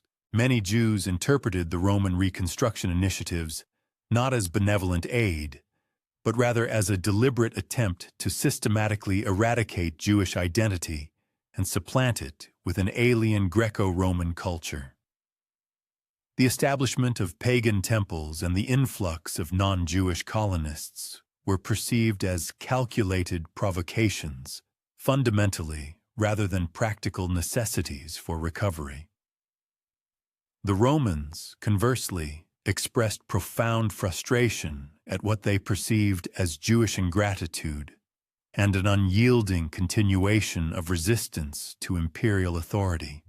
They felt they had expended enormous resources in the painstaking endeavor of rebuilding the province, yet a significant portion of the Jewish population remained openly hostile to Roman rule, harboring deep nostalgia for their lost independence and sovereignty. This pervasive mutual incomprehension and fundamental clash of perspectives would regrettably persist, continuing to sour and poison Roman-Jewish relations for many generations thereafter.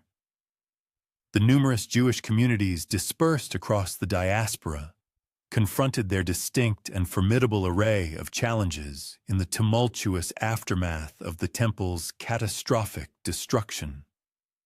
They were compelled to integrate and support substantial numbers of Jewish refugees fleeing Palestine, all while simultaneously contending with a palpable surge in suspicion and overt hostility emanating from their non-Jewish neighbors.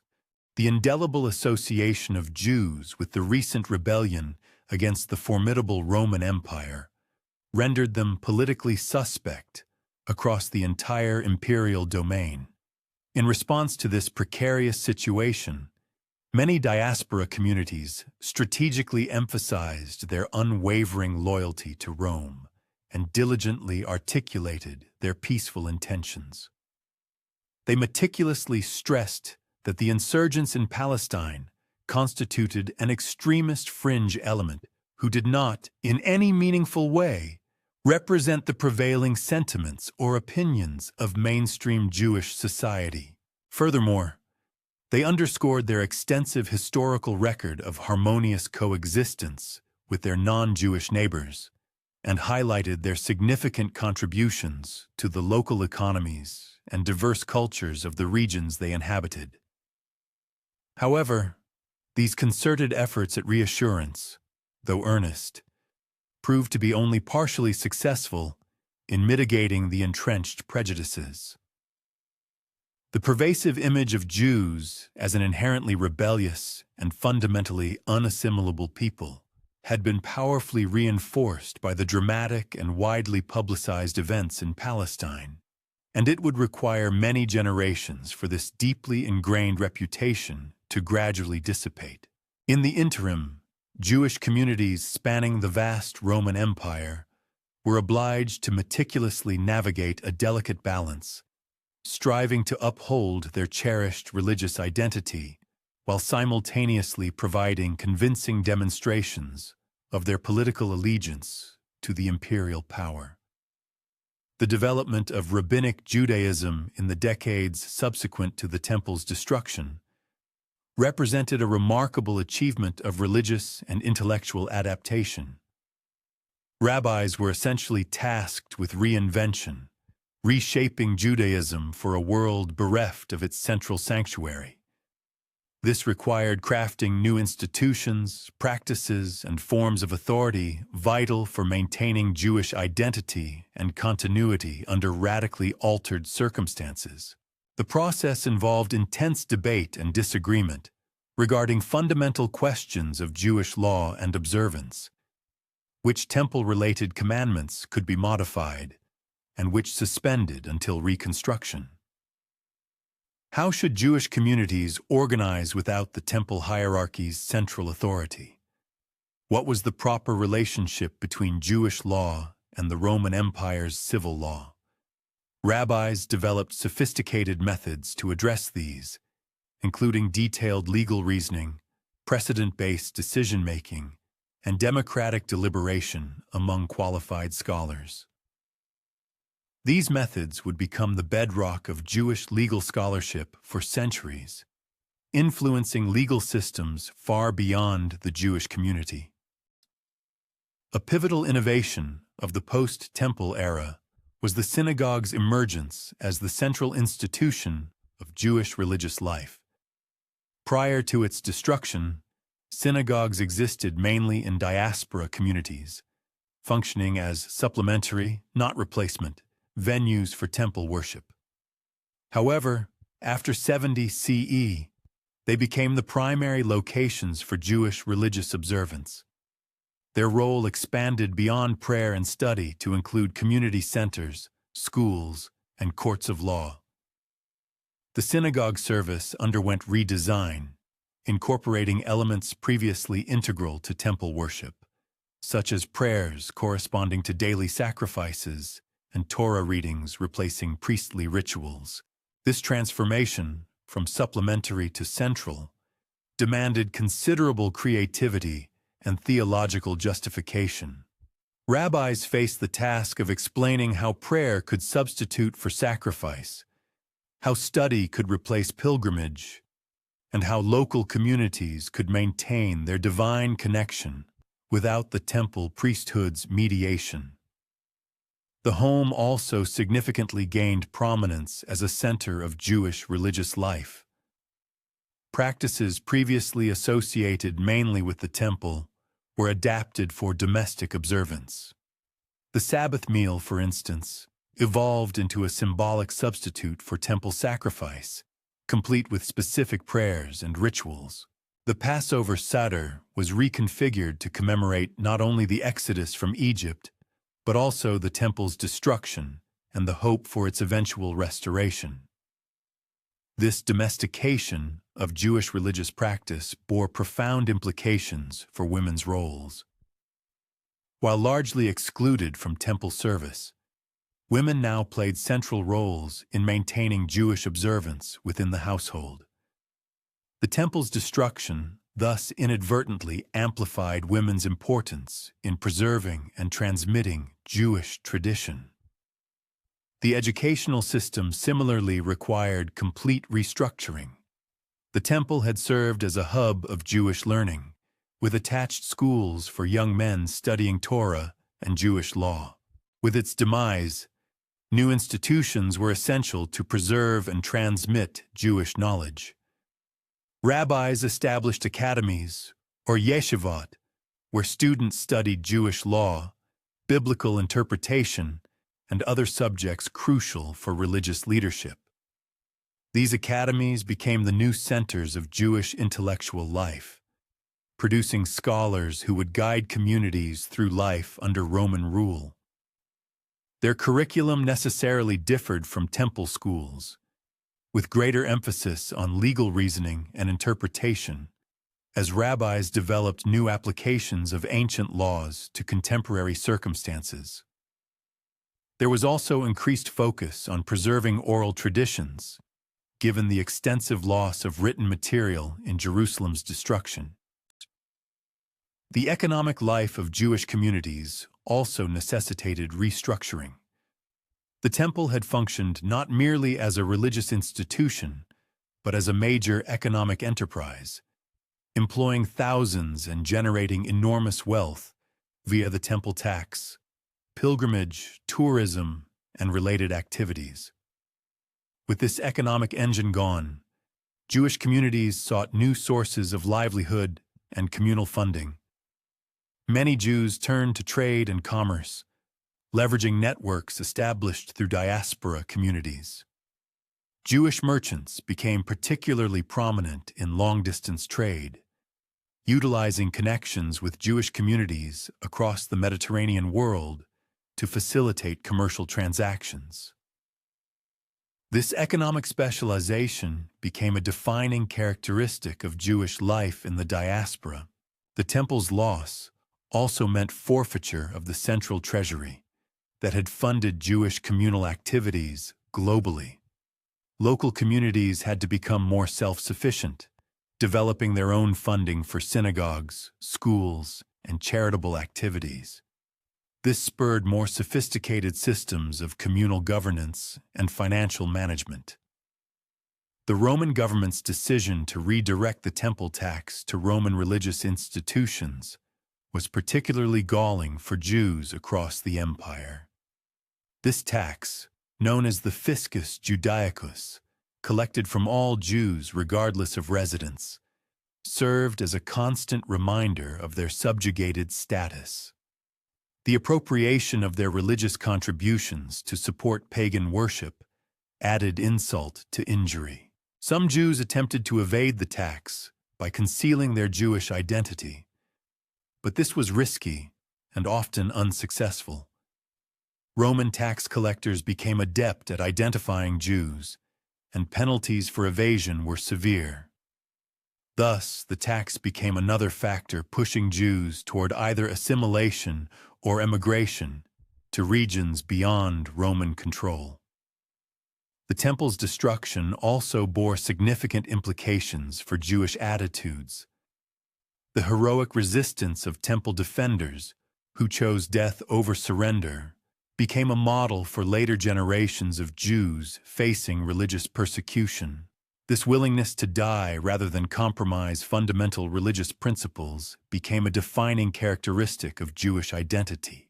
This ethos was reinforced by martyr stories from the Revolt period, such as Rabbi Akiva, tortured to death by Romans for teaching Torah despite imperial edicts. These narratives inspired religious devotion and warned about the costs of resisting Roman authority. The trauma of the temple's destruction also influenced Jewish mystical traditions. Some Jews engaged in esoteric speculation about God's nature and the cosmos to comprehend their people's catastrophe.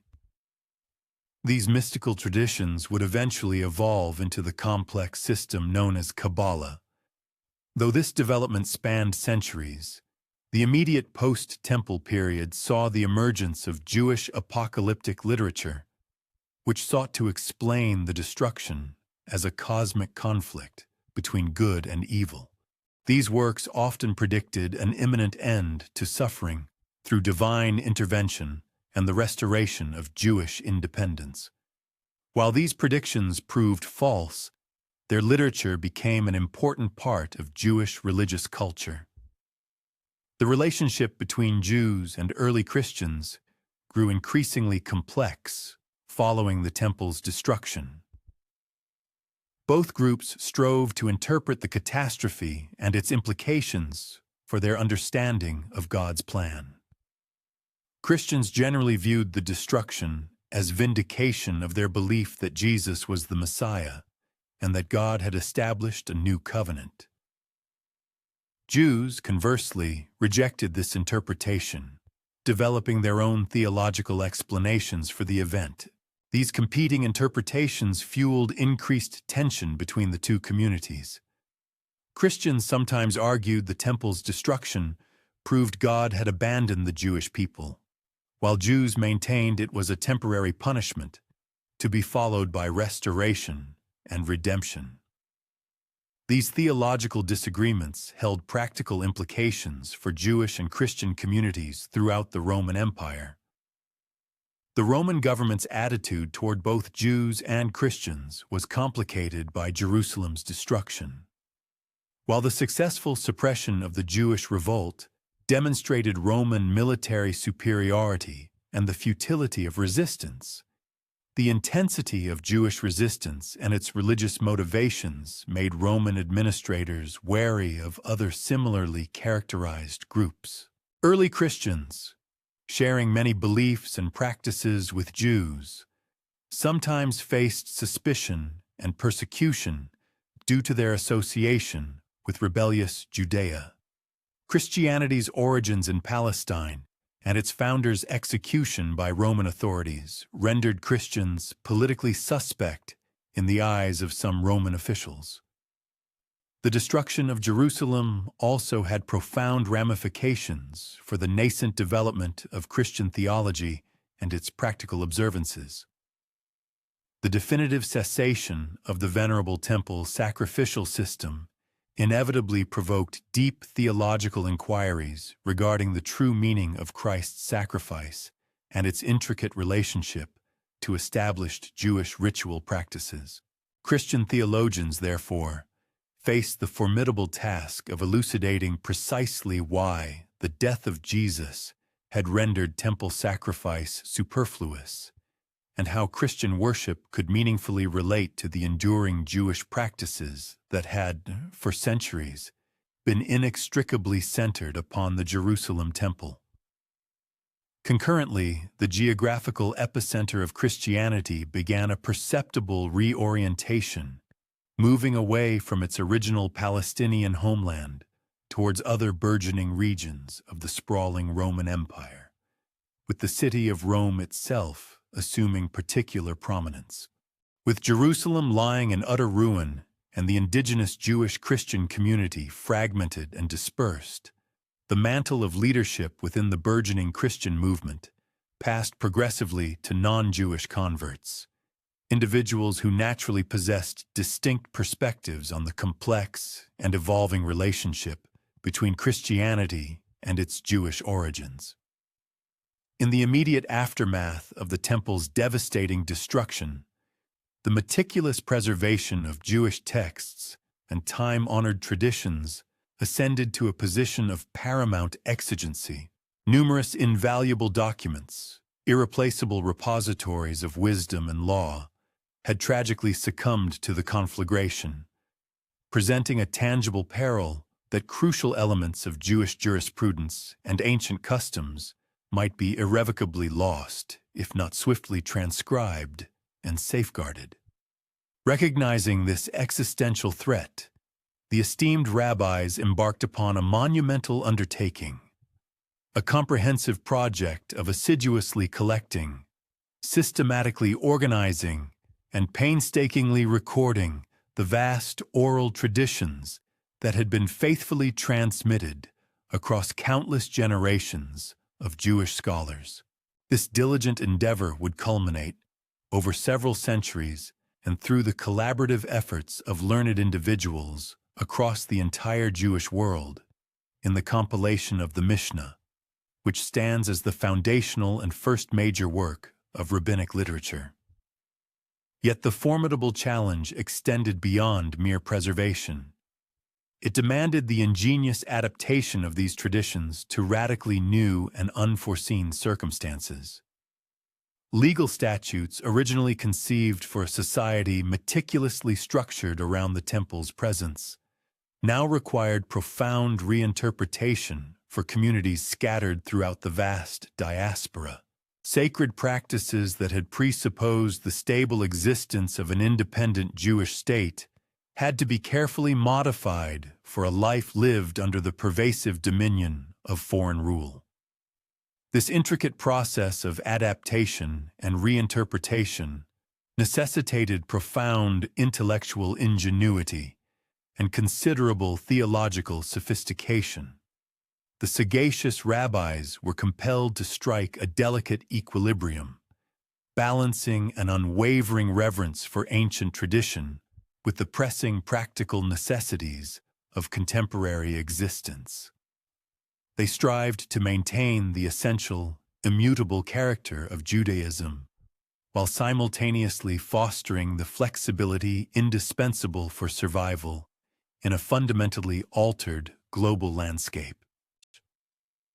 The very fabric of the social structure within Jewish communities also experienced profound structural transformations during the post-temple epoch.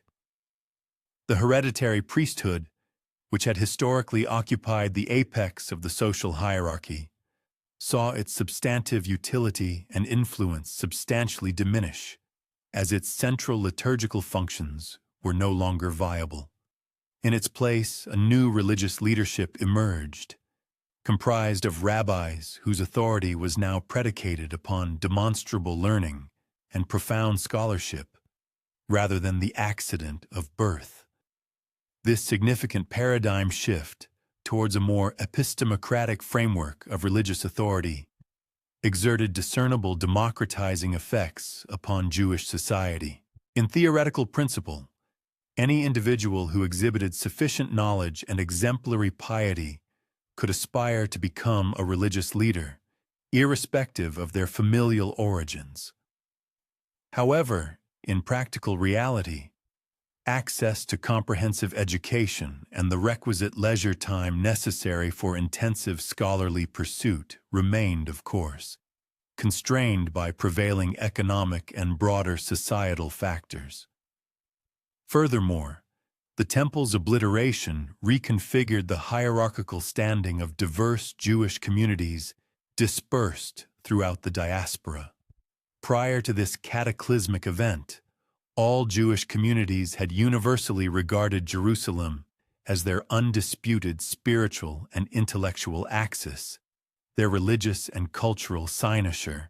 With Jerusalem's central role now tragically abrogated, disparate communities were compelled to cultivate more autonomous modalities of organization and leadership.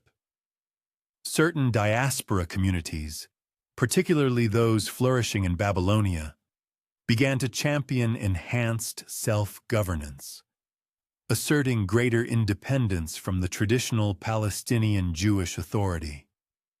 These communities consequently developed their own distinguished academies, formulated their unique interpretations of Jewish law, and established their distinct forms of communal governance. This profound decentralization of Jewish authority would exert far-reaching, long-term implications for the subsequent evolution of Jewish culture and religious practice. The fiscal repercussions of the temple's destruction continued to resonate across the entire Jewish world for many successive generations.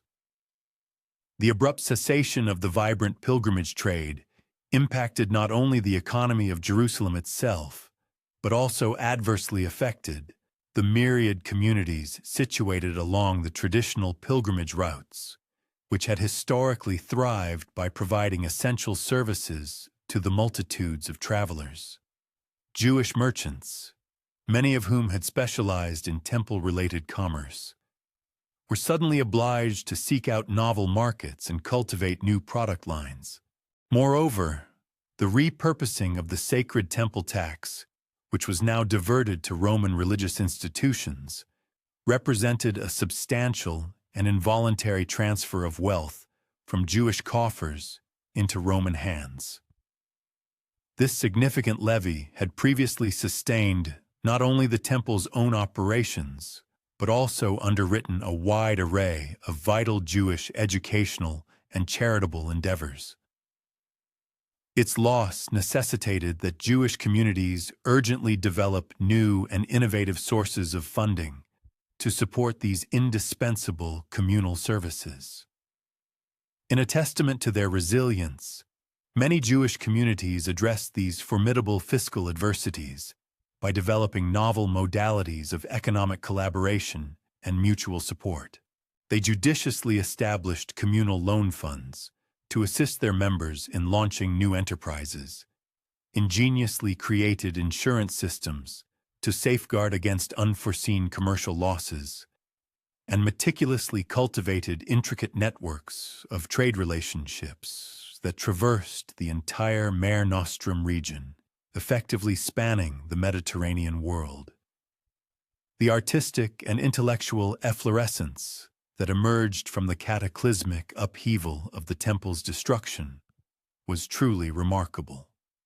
Jewish communities situated across the diaspora conceived innovative forms of religious expression, forged entirely new literary genres, and devised fresh strategies for preserving their distinct identity in the face of pervasive homogenizing societal forces.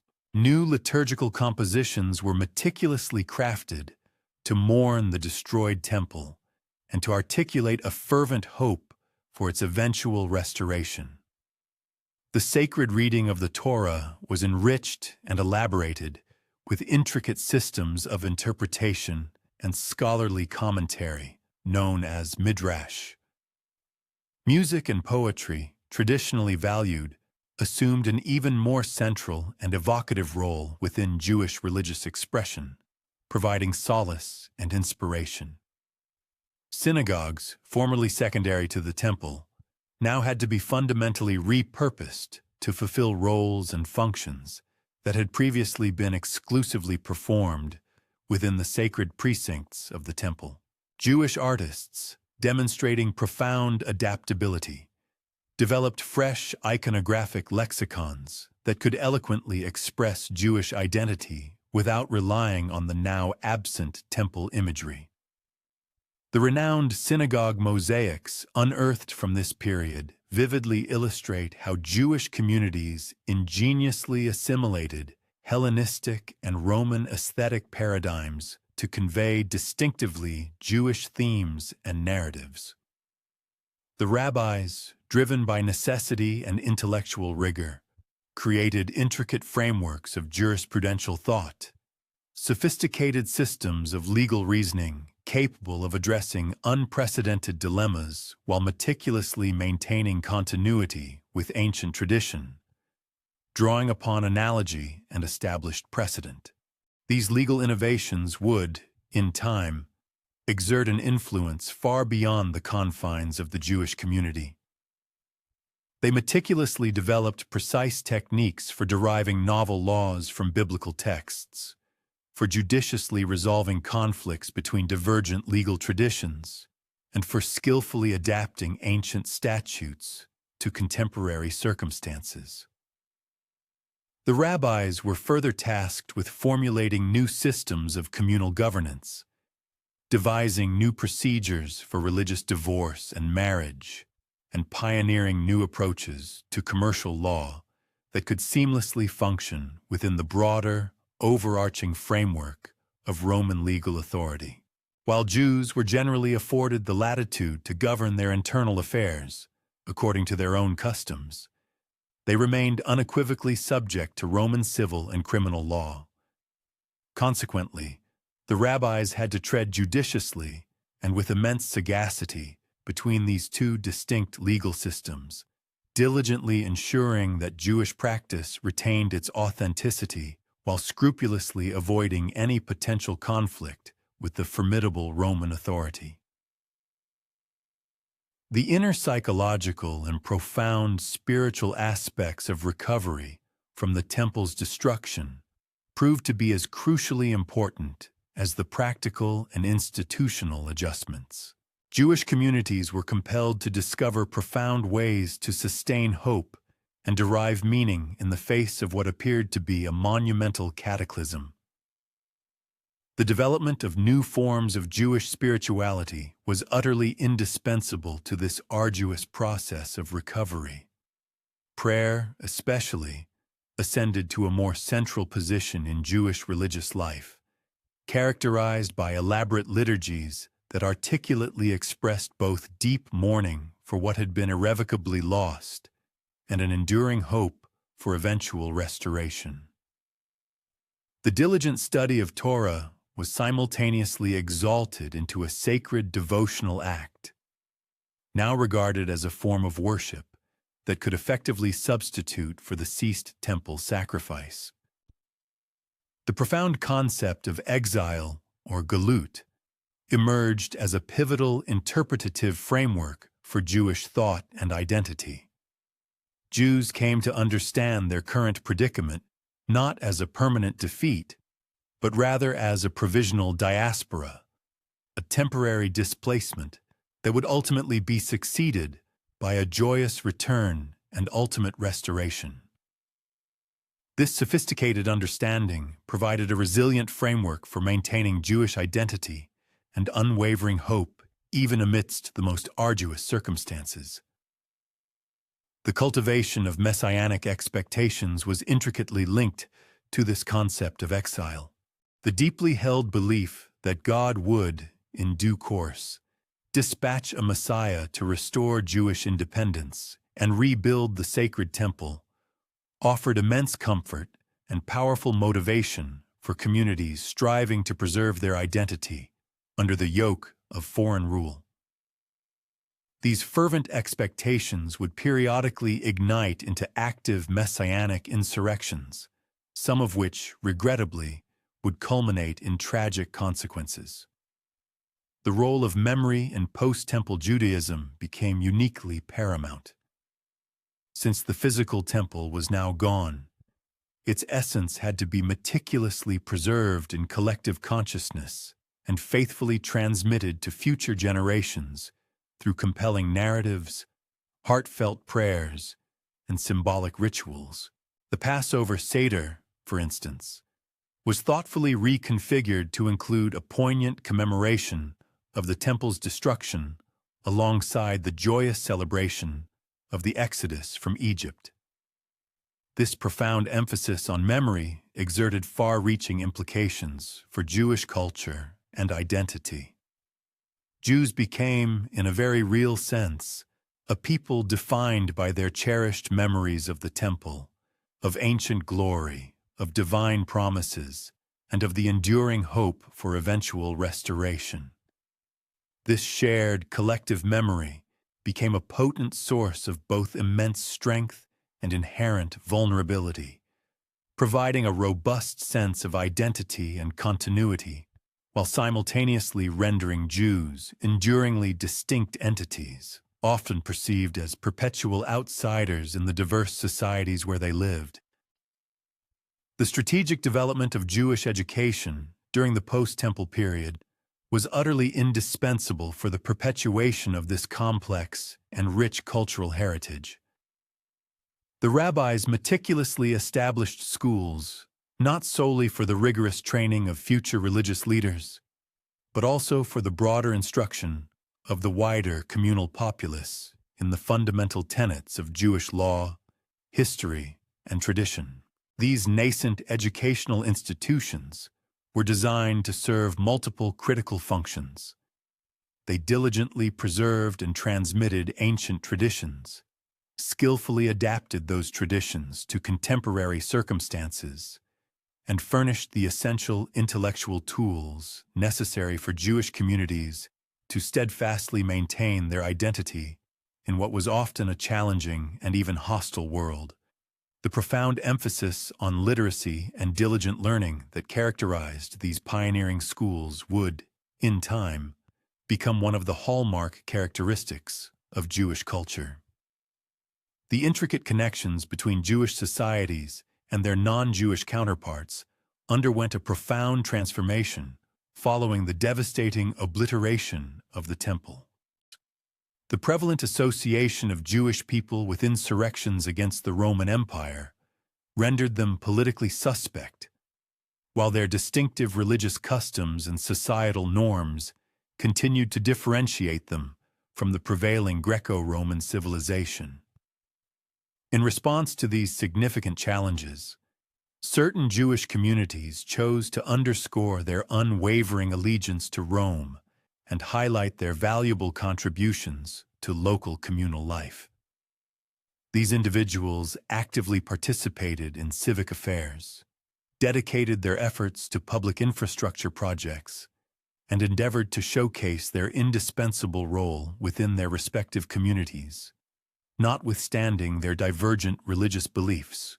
Conversely, other Jewish communities adopted a more isolationist stance, deliberately minimizing interactions with non-Jews and concentrating their energies on safeguarding the sanctity of their religious and cultural heritage. While this approach afforded enhanced protection for Jewish identity, it simultaneously amplified the potential for persecution and exacerbated the difficulties associated with economic sustenance. It is probable that the majority of Jewish communities adopted a nuanced combination of these approaches, engaging with the broader society when deemed essential, while steadfastly upholding their unique religious and cultural practices.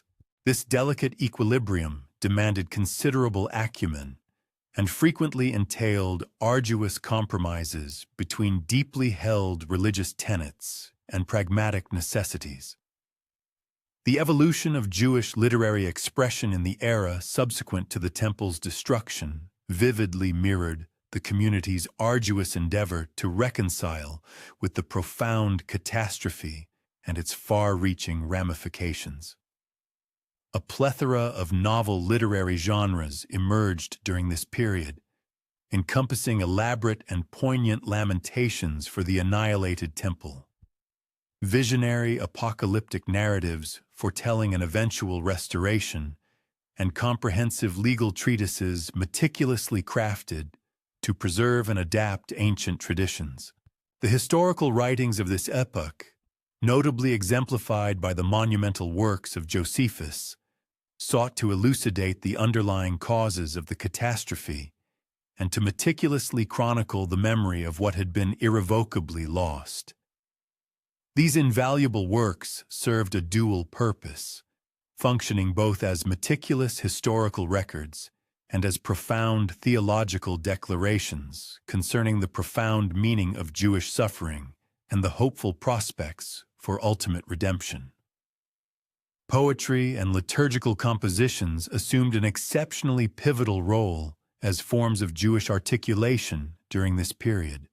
The synagogue service seamlessly integrated intricate poetic creations that eloquently conveyed the entire spectrum of Jewish sentiments. Profound sorrow for what had been irretrievably lost, righteous indignation at the injustices endured, fervent hope for an eventual restoration, and unwavering faith in God's supreme justice. The pervasive influence of Greco-Roman culture on Jewish intellectual pursuits became notably more pronounced in the period following the temple's demise. With the central sanctuary no longer extant and Jewish communities dispersed across the vast expanse of the Mediterranean world, Jewish thinkers were compelled to engage more directly and profoundly with the philosophical and cultural traditions of their neighboring societies. This engagement was far from a mere act of assimilation. Jewish intellectuals ingeniously devised sophisticated methodologies for seamlessly integrating Greek philosophical concepts into established Jewish theological frameworks. They skillfully employed Greek logical paradigms to meticulously analyze intricate Jewish legal traditions, utilized Greek rhetorical techniques to artfully interpret biblical texts, and leveraged Greek philosophical categories to lucidly articulate Jewish beliefs concerning the divine and the intricate structure of the cosmos. This intellectual synthesis, however, was not devoid of considerable controversy. Some Jewish individuals expressed apprehension that excessive immersion in Greek culture might precipitate the erosion of Jewish identity and the eventual abandonment of cherished traditional beliefs and practices. Conversely, others passionately contended that such engagement was absolutely indispensable for Jewish survival within a thoroughly Hellenized world, and that the inherent truth of Judaism could only be fortified through a robust dialogue with other prominent intellectual traditions. The emergence and development of Jewish mystical traditions were, in part, a direct response to the profound trauma inflicted by the temple's destruction and the myriad challenges inherent in a life of exile.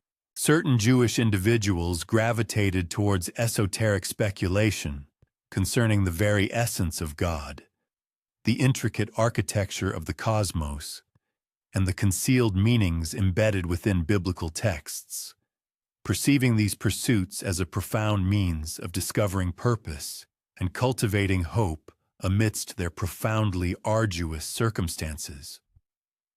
These nascent mystical traditions frequently centered on vivid visions of the divine throne room, elaborate and intricate descriptions of angelic hierarchies, and complex, multi-layered interpretations of biblical texts that unveiled hitherto hidden strata of meaning.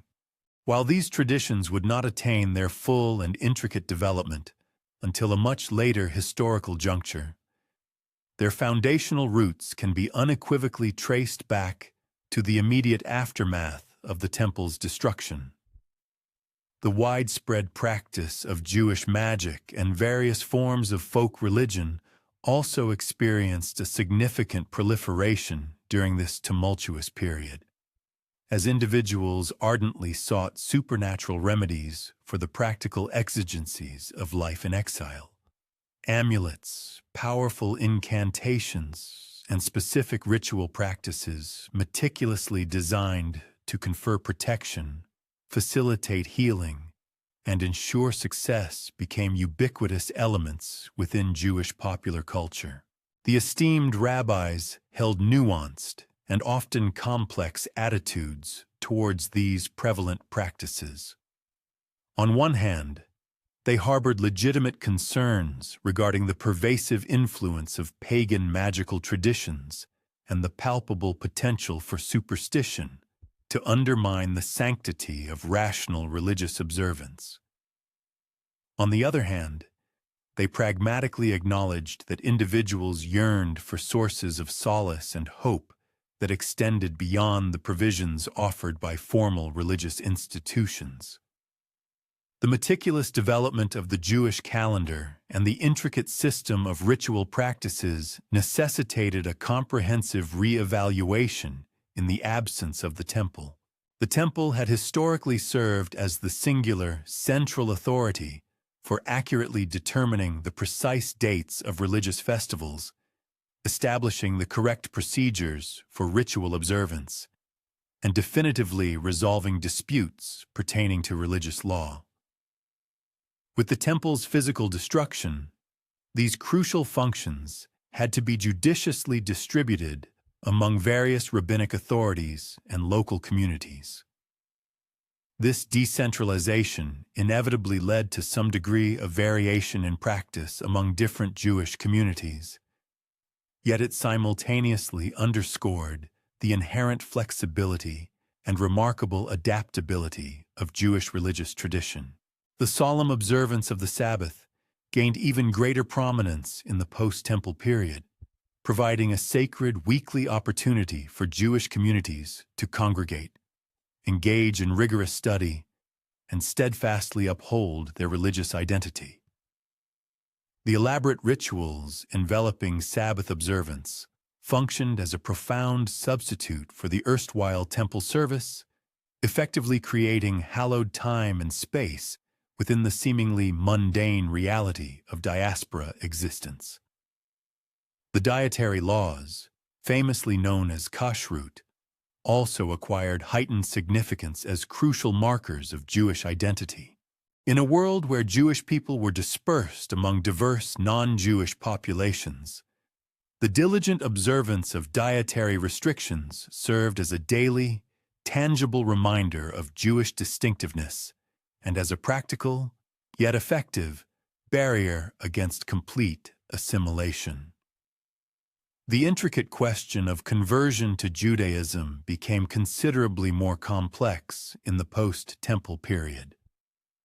The Temple had previously provided a clear and well-defined institutional framework for the conversion process, complete with specific rituals and designated authorities responsible for formally accepting new members into the Jewish community.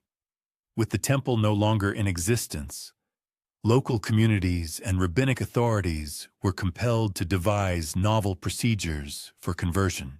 This process was further complicated by the prevailing Roman attitudes towards Jewish proselytizing. The Romans, while generally tolerant of existing religious diversity, harbored a deep suspicion of religions that actively sought to convert Roman citizens. Jewish communities, therefore, had to exercise extreme caution to avoid appearing overly aggressive in their missionary endeavors, while simultaneously ensuring that the possibility remained open for sincere converts to join their community. The evolution of Jewish attitudes towards other religions was also significantly shaped by the Temple's destruction. Some Jewish individuals, overwhelmed by the catastrophe, concluded that the event unequivocally demonstrated the superiority of pagan deities over the God of Israel, leading them to entirely abandon Judaism. Others developed more sophisticated theological explanations that steadfastly maintained Jewish monotheism, while pragmatically acknowledging the temporary ascendancy of Rome and its pantheon of gods. The vast majority of Jewish people likely adopted some form of dualistic thinking, which conceptually distinguished between the current age, wherein malevolent forces appeared to hold sway, and a future age in which God would unequivocally establish his righteous kingdom and ultimately vindicate his chosen people. This theological framework allowed them to steadfastly maintain their unwavering faith while courageously confronting the harsh realities of their contemporary situation. The economic strategies meticulously developed by Jewish communities in the post-Temple period would exert profound and long-lasting implications for the trajectory of Jewish history. The pronounced emphasis on trade and commerce, the intricate development of international networks predicated upon religious and familial connections, and the deliberate specialization in specific types of economic activity all became defining characteristics of Jewish life within the diaspora. These economic strategies were, in part, a pragmatic response to the various restrictions imposed upon Jewish participation in other sectors of society. Jewish people were frequently excluded from certain professions, prohibited from land ownership in specific regions, and denied full participation in civic life. Commerce, therefore, presented one of the few viable avenues where Jewish individuals could attain substantial economic success while simultaneously preserving their cherished religious identity. The meticulous development of Jewish charitable institutions proved absolutely crucial for the sustained survival of communities in the post-Temple period. With the central temple treasury no longer operational, local communities were compelled to establish their own comprehensive systems for providing essential support to the impoverished, the infirm, and the elderly. These nascent charitable institutions subsequently served as exemplary models for similar organizations within the broader society and unequivocally demonstrated the deep-seated Jewish commitment to social responsibility. The imperative of educating Jewish children became a matter of urgent and paramount concern for communities striving to perpetuate their identity across successive generations. The esteemed rabbis unequivocally established the principle that every single Jewish community should provide fundamental education for all children, not merely for those earmarked for future religious leadership. This profound emphasis on universal education was remarkably uncommon in the ancient world and would ultimately evolve into one of the most distinctive and enduring characteristics of Jewish culture. The role of women within Jewish religious and communal spheres underwent significant transformation during the post-temple era. While women had been largely debarred from direct temple service, they nonetheless assumed pivotal functions in upholding Jewish observance within the domestic setting and in imparting sacred traditions to their progeny. Intriguingly, certain aspects of this post-temple period actually augmented women's religious standing. The heightened emphasis on home-based ritual observance meant that women's mastery of ritual law became paramount. Furthermore, the burgeoning development of synagogue worship presented novel opportunities for female participation, though these avenues were invariably circumscribed by the prevailing societal perspectives on gender roles of the time. The jurisprudence governing Jewish marriage and divorce necessitated a comprehensive reevaluation in the dearth of the temple authorities who had previously supervised these intricate matters. Local rabbis and community leaders were thus compelled to forge innovative protocols for validating marital unions, arbitrating conjugal disagreements, and granting divorces. These legal developments were intrinsically convoluted by the imperative to uphold Jewish law, while simultaneously operating within the framework of Roman civil jurisprudence. Jewish communities were therefore tasked with guaranteeing that their marriages and divorces secured recognition, not only from Jewish religious authorities, but also from the pertinent Roman civil authorities. The preservation of Hebrew as a consecrated language became an increasingly arduous endeavor in the post-temple period, particularly with Jewish populations dispersed across the Greek and Latin-speaking world. There was a persistent impetus to forsake Hebrew in favor of the local vernacular languages. In response, the rabbis undertook monumental efforts to safeguard Hebrew as the sacred tongue for prayer, scholarly inquiry, and religious discourse. Concurrently, they acknowledged the utilitarian imperative of employing vernacular languages for quotidian communication and even for specific religious purposes. The evolution of Aramaic into a Jewish literary language and, subsequently, the utilization of Greek for certain Jewish religious texts epitomized pragmatic accommodations between the cherished ideal of Hebrew preservation and the practical needs of diaspora communities. The burgeoning development of Jewish art and material culture in the post-temple epoch mirrored the community's persistent endeavor to preserve its unique character while conforming to drastically altered circumstances. Jewish artists and craftsmen were challenged to pioneer novel modalities for expressing Jewish themes and values without being dependent upon temple imagery or transgressing religious prohibitions against specific forms of representation. The synagogue, in this context, emerged as the foremost arena for Jewish artistic expression, featuring intricate adornments, elaborate mosaics, and distinctive architectural features that eloquently communicated Jewish identity and values. These artistic developments compellingly demonstrated how Jewish communities could maintain their peculiar character, even while engaging with the broader artistic traditions of the Greco-Roman world. The profound imperative to memorialize and commemorate the destroyed temple became a pivotal preoccupation for Jewish communities across the dispersed Jewish world. Consequently, a panoply of rites and customs was developed to perpetuate the remembrance of the temple and to express fervent hope for its ultimate rebuilding.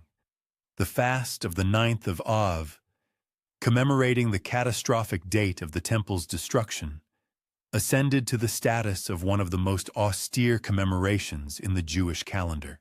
Special prayers and sacred poetic works were created to mark this solemn day and to articulate the community's profound sorrow and fervent aspiration. These commemorative practices fulfilled the dual function of safeguarding historical memory and maintaining communal identity across the temporal and spatial dimensions. Jewish attitudes toward political authority were deeply shaped and reconfigured by the harrowing experience of the temple's destruction.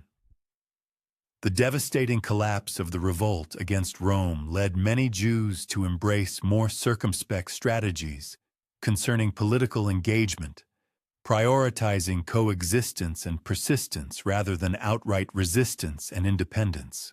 This profound shift in political thinking was clearly manifested within rabbinic teachings concerning the intricate relationship between religious and secular authority.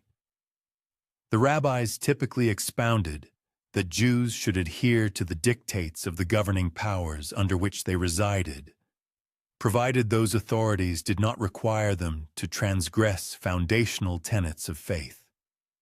Simultaneously, the rabbis asserted that supreme dominion belonged solely to God and that human governments were inherently ephemeral and prone to error. This philosophical stance engendered an intricate equilibrium between practical accommodation and theoretical resistance, a balance that would characterize Jewish political thought for centuries to come. The impact of the temple's destruction on Jewish concepts of time and history was momentous and far-reaching. The event delineated a distinct schism between the biblical period, when Jews possessed their own land and temple, and the rabbinic period, when they were dispersed across various polities and subservient to alien sovereignties. This epochal discontinuity prompted reconfigured paradigms of thought regarding Jewish destiny and celestial oversight. The rabbis developed intricate doctrines concerning the profound meaning of exile and the specific conditions necessary for ultimate redemption. They even formulated sophisticated prognostications about when the Messiah might arrive and what specific signs would presage the conclusion of the current age. These meticulously crafted chronological constructs furnished coherence and purpose for Jewish communities grappling with the comprehension of their place in history. They extended the promise of solace through eventual vindication, while simultaneously imparting direction for how to conduct themselves with unwavering devotion amidst the contemporary vicissitudes. The development of Jewish legal reasoning in the post-temple period forged cognitive instruments that would profoundly impact jurisprudential paradigms far beyond the Jewish community itself. The rabbis cultivated intricate approaches for exegeting scriptures, arbitrating discrepancies between different authorities, and extrapolating overarching tenets to specific cases. These sophisticated legal methodologies were not solely procedural mechanisms. They evinced profound metaphysical allegiances concerning the essence of verity, legitimacy, and sapience. The rabbinic primacy accorded to dialectic inquiry, a plurality of viewpoints, and logical argumentation engendered a scholarly milieu that esteemed erudition and analytical discernment. The pervasive influence of this legal culture transcended the confines of religious law to inform Jewish methodologies in profane scholarship, commercial dealings, and communal structuring. The cognitive dispositions developed through rigorous legal study subsequently became defining attributes of Jewish intellectual culture more generally. As we conclude this comprehensive inquiry into the destruction of the Second Temple and its aftermath, it is unequivocally apparent that this single event, despite its devastating magnitude, served as the impetus for one of the most extraordinary metamorphoses in religious and cultural history. The Judaism that arose from the ruins of the Temple was, in many ways, a radically reconfigured faith, recalibrated for persistence in a world devoid of the pivotal edifices that had defined Jewish life for centuries. The rabbis who orchestrated this profound metamorphosis exhibited unparalleled ingenuity and fortitude in the face of apparently insuperable adversities. They succeeded in safeguarding the core constituents of Jewish selfhood while accommodating fundamentally altered conditions. They established novel frameworks, innovated new practices, and conceived fresh ways of thinking that would bolster Jewish collectives through almost 2,000 years of dispersion and affliction. The destruction of the Temple in 70 CE thus signifies not the cessation of Jewish civilization, but rather its metamorphosis into a form that was capable of enduring and thriving even under the direst exigencies. The diaspora Judaism that emerged from this cataclysm demonstrated superior tenacity and plasticity than the sanctuary-centric faith that preceded it. The Roman victory, totalitarian in its initial semblance, eventually revealed itself as less conclusive than it appeared. While Rome achieved the obliteration of the physical center of Jewish civilization, it was unsuccessful in annihilating the ethereal and cognitive wellsprings that would allow Judaism to reestablish its essence in new forms. The sheer comprehensiveness of the physical destruction paradoxically compelled Jewish communities to forge forms of religious and cultural expression that were more emancipated from reliance on specific places and institutions. The narrative of the Temple's destruction and its aftermath thus transcends the mere tale of martial subjugation and spiritual cataclysm, becoming instead a compelling story of the indomitable spirit of humanity, inventive genius, and the enduring might of concepts to survive even the most devastating physical destruction. It powerfully illustrates the capacity of a populace to uphold their identity and values even when divested of their ancestral territory, their foundational structures, and their sovereign autonomy. The insights gleaned from this metamorphosis resonate profoundly beyond Jewish history, shedding light upon more expansive inquiries about how cultures accommodate adversity, how religious traditions transform amidst duress, and how communities preserve their selfhood across time and space. The Jewish response to the destruction of the Temple offers a paradigm for cultural survival that holds pertinence for countless other civilizations who have faced similar challenges throughout history. In the end, the destruction of the Second Temple in 70 CE is etched into the annals of history as a profound irony, a devastating calamity that catalyzed revitalization, a vanquishment that engendered persistence, and a denouement that heralded an inception. The flames that engulfed the sanctuary in Jerusalem ultimately engendered a form of Judaism that would survive the very imperium that wrought its initial destruction and persistently thrive through contemporary epochs.